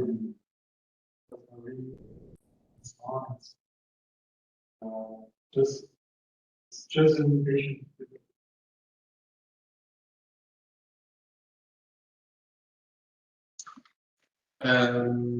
Yeah, so that's a topic. I think several already mentioned it. Fred mentioned it as well. I'm interested. Sorry. I'm interested. Yeah. Maybe the idea would be to make like some groups for discussing that and making like a list of. And the objective is, as we all know, we are sometimes like frustrated only having discussions and nothing happening. Really, the idea would be to set a list of tasks that we or people in this group would actually commit to try to do. You see, for COSRA, everything has not been done. It's not a problem. Just it was an objective. But just to set this list of tasks and to try to progress on that in the next 6 months. It means if someone is in the group, it's possibly not only discussing and brainstorming, but also like actively coding. Maybe sometimes we're going to have some other requests from questions. Who knows? But I mean really to make sure that we have really contributions on the topics that we discuss and not only brainstorming on generation. for instance, collision detection. Do you see? Just what are Okay, I think we could still identify topics that are really important and maybe in which like no one in that room can directly things. I think I'm trying to reach out to this community.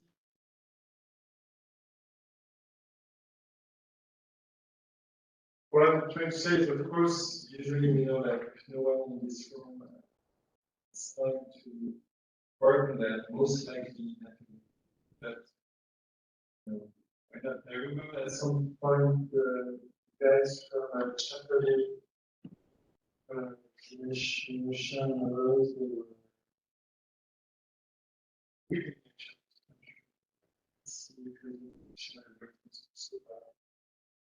So at some point, some guy from Geekware were trying to do something like that. So we've had people in the past.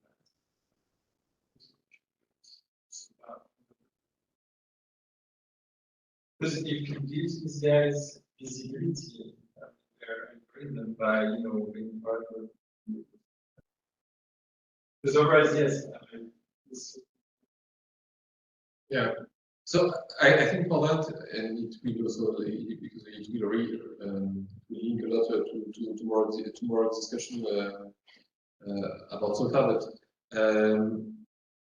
it would be interesting to list a set of like specific topics, not only like collision detection, but specific like either algorithm or whatever. I would be super happy if we have a list of like ideas like that.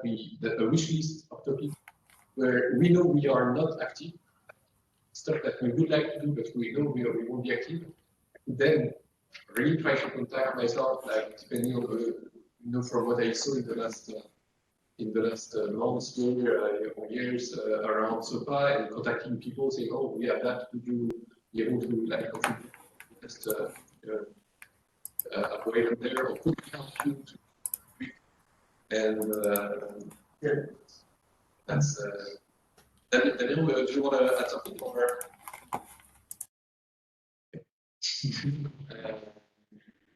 I just muted. Okay, cool. Thanks, Evan.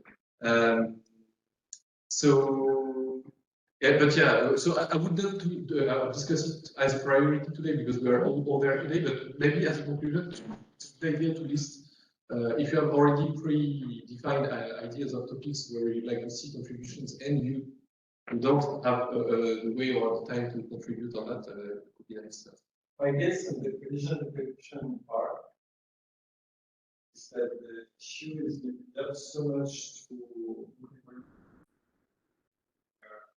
actually plenty out there. Again, the team which team? The Japanese. But they're not very Japanese. It's that it's very difficult today to integrate the main sense structure. So want to go in the direction like that, some more to do.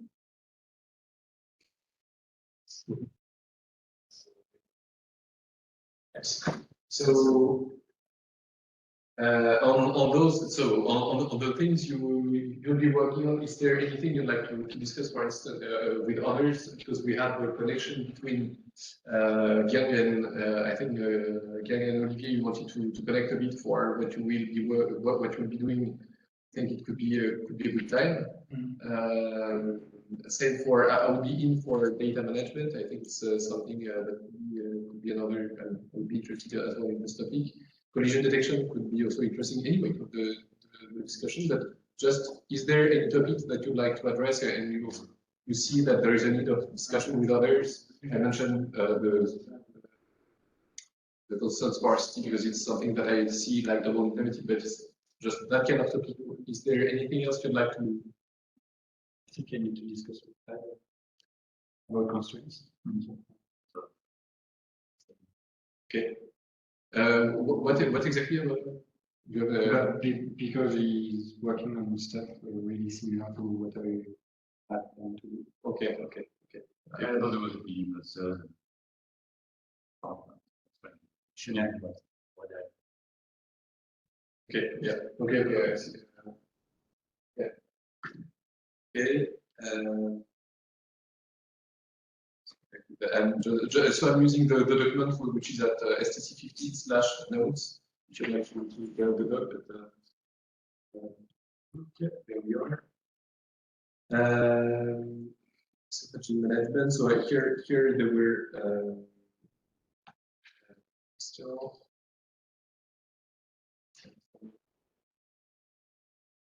Okay. And maybe I don't know, for instance, for assist, for what kind of plans could occur within SOFA, or what you would see as an impact in SOFA, or things that needs to be changed. Okay. That's also. Okay. If you have a clear.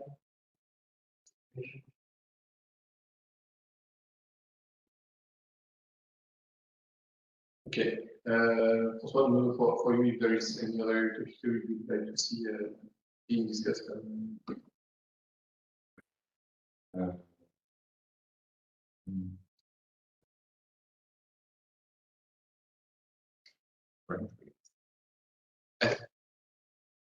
I would say it's actually separating pretty well the different people. I don't know if there is someone who would like to attend like two in the same time, but otherwise we make like 3 different groups.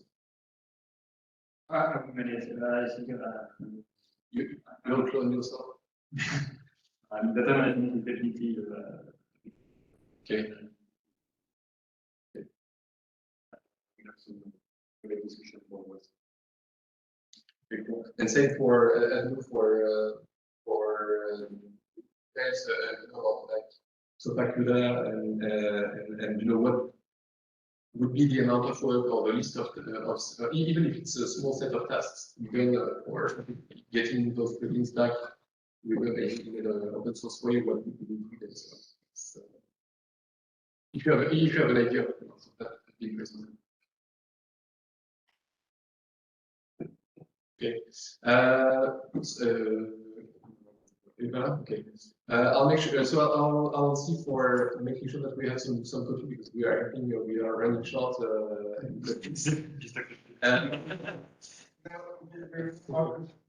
I suggest maybe we can take at least a 15 minutes break. It's already 3:50.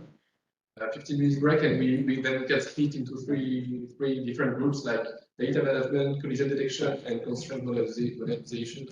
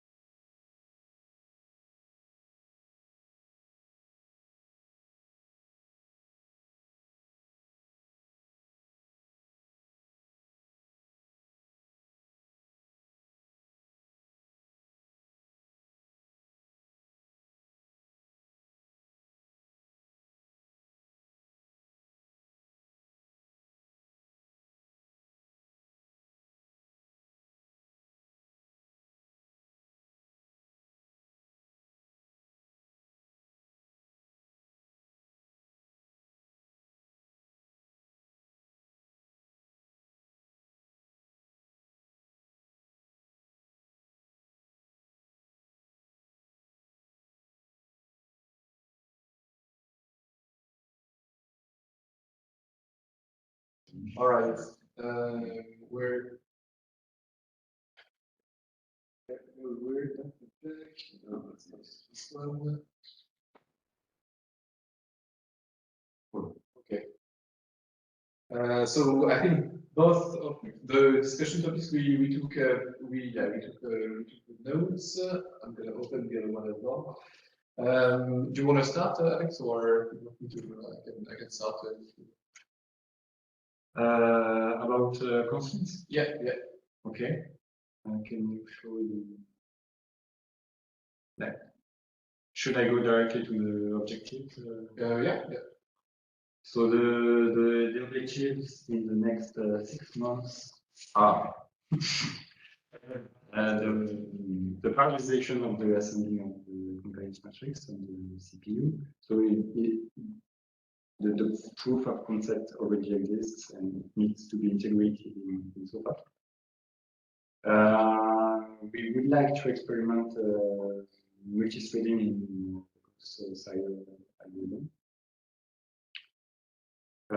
We would like also to provide a way to classify the constraints. So it could be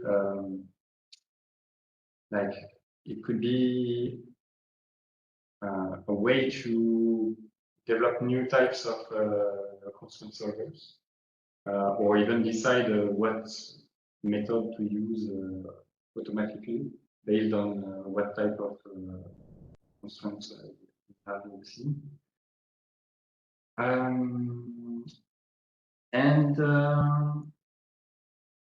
We would like to change a bit the API so that we can also provide Python bindings so that we can implement a constraint solver in Python. And finally, we would like to change the data structure for the constraint matrix. So it has been already started by actually in CMO, but Fred started to integrate this work in SOFA. So it's already started. What remains to be done on this one, just to understand? Now the corporate row sparse matrix structure is already done. Now we have to just specialize the version for right constraints. Okay. Okay. Can you zoom not too much?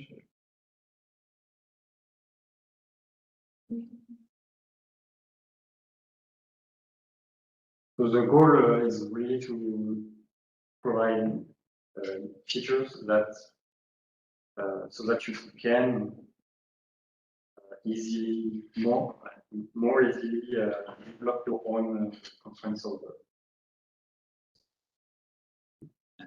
For all the objectives, all this stuff, and the performances. Okay.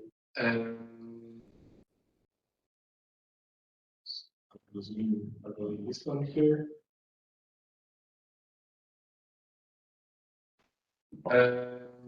So as a contact here, I said earlier because actually the main task that we concluded would be to have like proof of concept of this visitor simulation involving collision detection, collision response, and possibly using the Caribou plugin.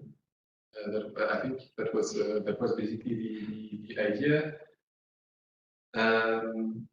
This would help defining, for each type of component, what would be the input and output for a component. The idea would be to go towards, what has been previously in previous STCs discussed with Daniel and so on, with the init, to possibly remove init of components, to make sure that data updates works properly when input data is changed, that the component updates itself. Further to that, I think it would be interesting that let's use the list of input outputs for each component. I was thinking maybe to work on that directly from now on and to see a bit like some kind of specific give some specifications for each component of what should be the input, what should be the output if there is any. Yeah, so I think Adrien wanted to first work on the proof of concept, and subsequently, yeah, there will be cleaning of at least a small subset of components, maybe the subset of components in the scene used for the proof of concept, but to work on those components, changing the init so that they work actually with the callbacks. Sorry, it's already the case in some components in SOPA, for instance, the mesh loaders. They are already working this way, but to have like init, which is basically almost inexistent. It's just callbacks that are actually initializing the component. So that they help definitely identifying the state of each component. So that would be things to be done.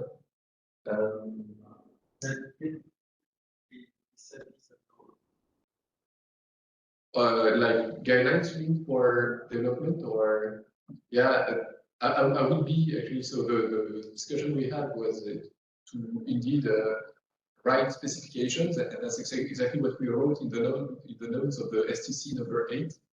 So that's and here it was writing specifications for what we want for each component, what we do agree on, and make a proof of concept of a data graph oriented simulation. So it's more or less we are getting back almost so 7 STCs back. But yeah, that's for the specifications. Adrien, yeah. I'm not sure. The callbacks they go back to when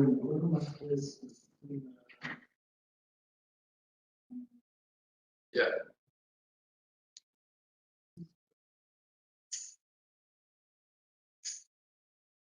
I'm not sure. It was maybe at the end or when it was indeed we were discussing that. So, but yeah, on my, I mean, I'd like to.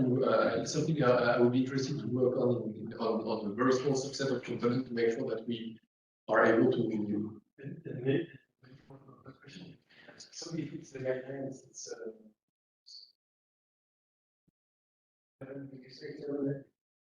yeah. It was writing the specifications, right? It was not one of the objective of the it was to write those specifications. So we could, yeah. Just can we decide? So just yeah, it's stupid to say that right now. So when we create new component, it's in the guidelines of yeah, or you need one due to the API of SOPA, but at least to have maybe you might not even you need to override it for the specification, but anyway, to use data updates instead of init for components. Yes. If there's a solution, for instance, if you data like you want to execute the function, but you need to have like several parameters. Is there a solution so far? Like you are starting your simulation, you want to have like your modules and you should check that only one example, for instance, sets. So I don't think there is a distribution in available. So what we have in SOPA, it's a way to explicit the fact that some input data are compulsory to give. That's something which is possible. Yeah. One of them is related. Because you need to have a structure to know which task can be executed or not, which callback can be executed. Depending on what you are. So yeah, we don't have the definition of tasks so far, so it does not apply, but we could have a way to specify the state of the component depending on whether one or both the data are equal to about the data. Because now it's a the different cortex on one data. What if you depend also on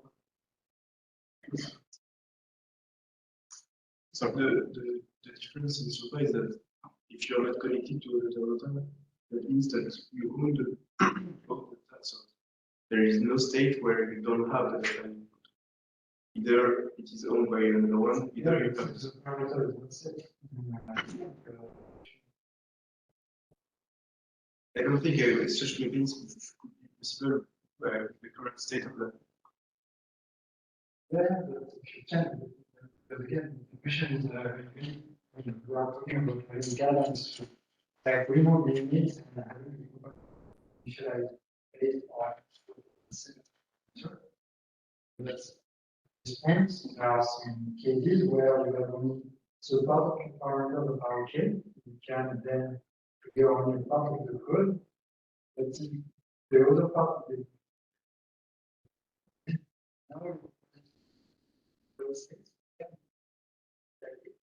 and potentially initialize other Could be done through a specific, one callback per data.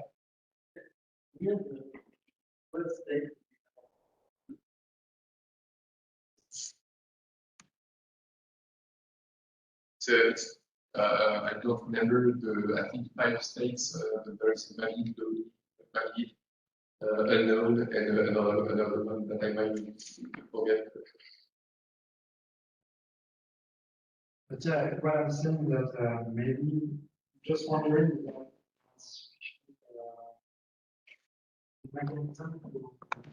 remove the current I don't know if we can like, say, okay, we won't use it in this method. Because again, when we look at your data are okay, for instance, for one bar, let's say for cost metrics, which you can compare the bar. For instance, you can use it for specific integration. What's the state? I'm just one question is that just saying that I don't know if it's that particular small. But in this case, we use without no association. That's what I'm saying that maybe there can be more other component. If you say, okay, we not use that means that you will initialize based on the problem. And maybe you will have only a part of the the other one will initialize later by the other components. And so in this case, you have to deal with okay, I'm looking to initialize a component later I need to re-execute. But this is the goal of the callback. It will be called paper. If you change the input, the callback is called. Yeah, you call it on the moment. Maybe you will also depend on other.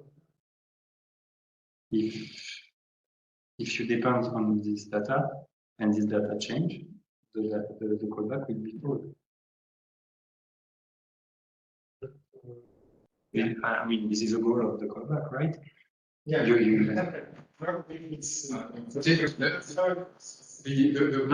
mean, when the input of the data changes, the callback is called. Yeah, but at some point, if you need multiple data, if you have some requirements that are not met at the moment, you cannot execute the callback. But that data is already set. And if it is the only data calling the callback, then you will never be initialized. That's maybe more what I mean. Yeah, that's. Can you say, let's say you have where and it runs on 2 data. Yeah. But one changes, but the other has not changed yet. That's the scenario. It's The more usual scenario is when you need to have the output data already available somehow. But maybe it doesn't apply to so far. But the thing is that if you require, if you only have one input of your callback because you only want to change it, when, for instance, for the film, let's say it's not like that, but let's say you only want to change when your force field, when you change the U modulus, but not when you change the possible ratio. When So that's it. So you write your callback. yes, but at one point when you do the callback, you will need the value of the Poisson ratio because you need to compute it to use it for the computation, even if it's not an input. But so if it's not connected, you don't meet your requirement, so you cannot do the callback. But In our case, I think you can pass to the not necessarily the input. Yeah, of course. So, yeah, but the question is, so you enter your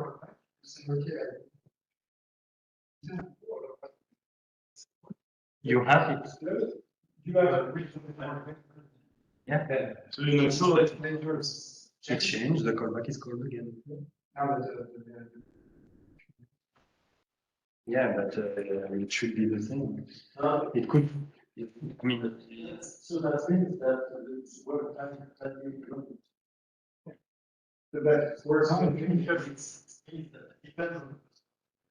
So I think there are situations where like maybe you can, so maybe there is something new to add.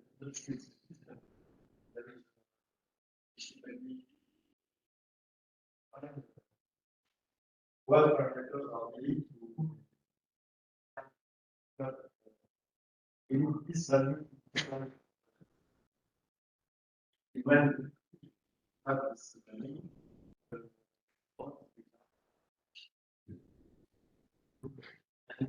It spikes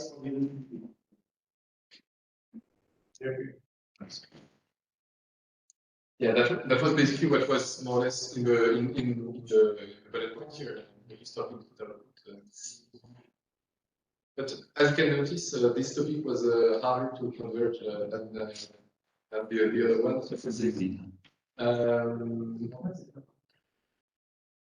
Yeah, I think we'll continue. I mean, we could continue either tomorrow morning or tomorrow for our discussion on this topic.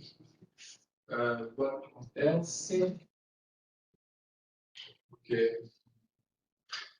So,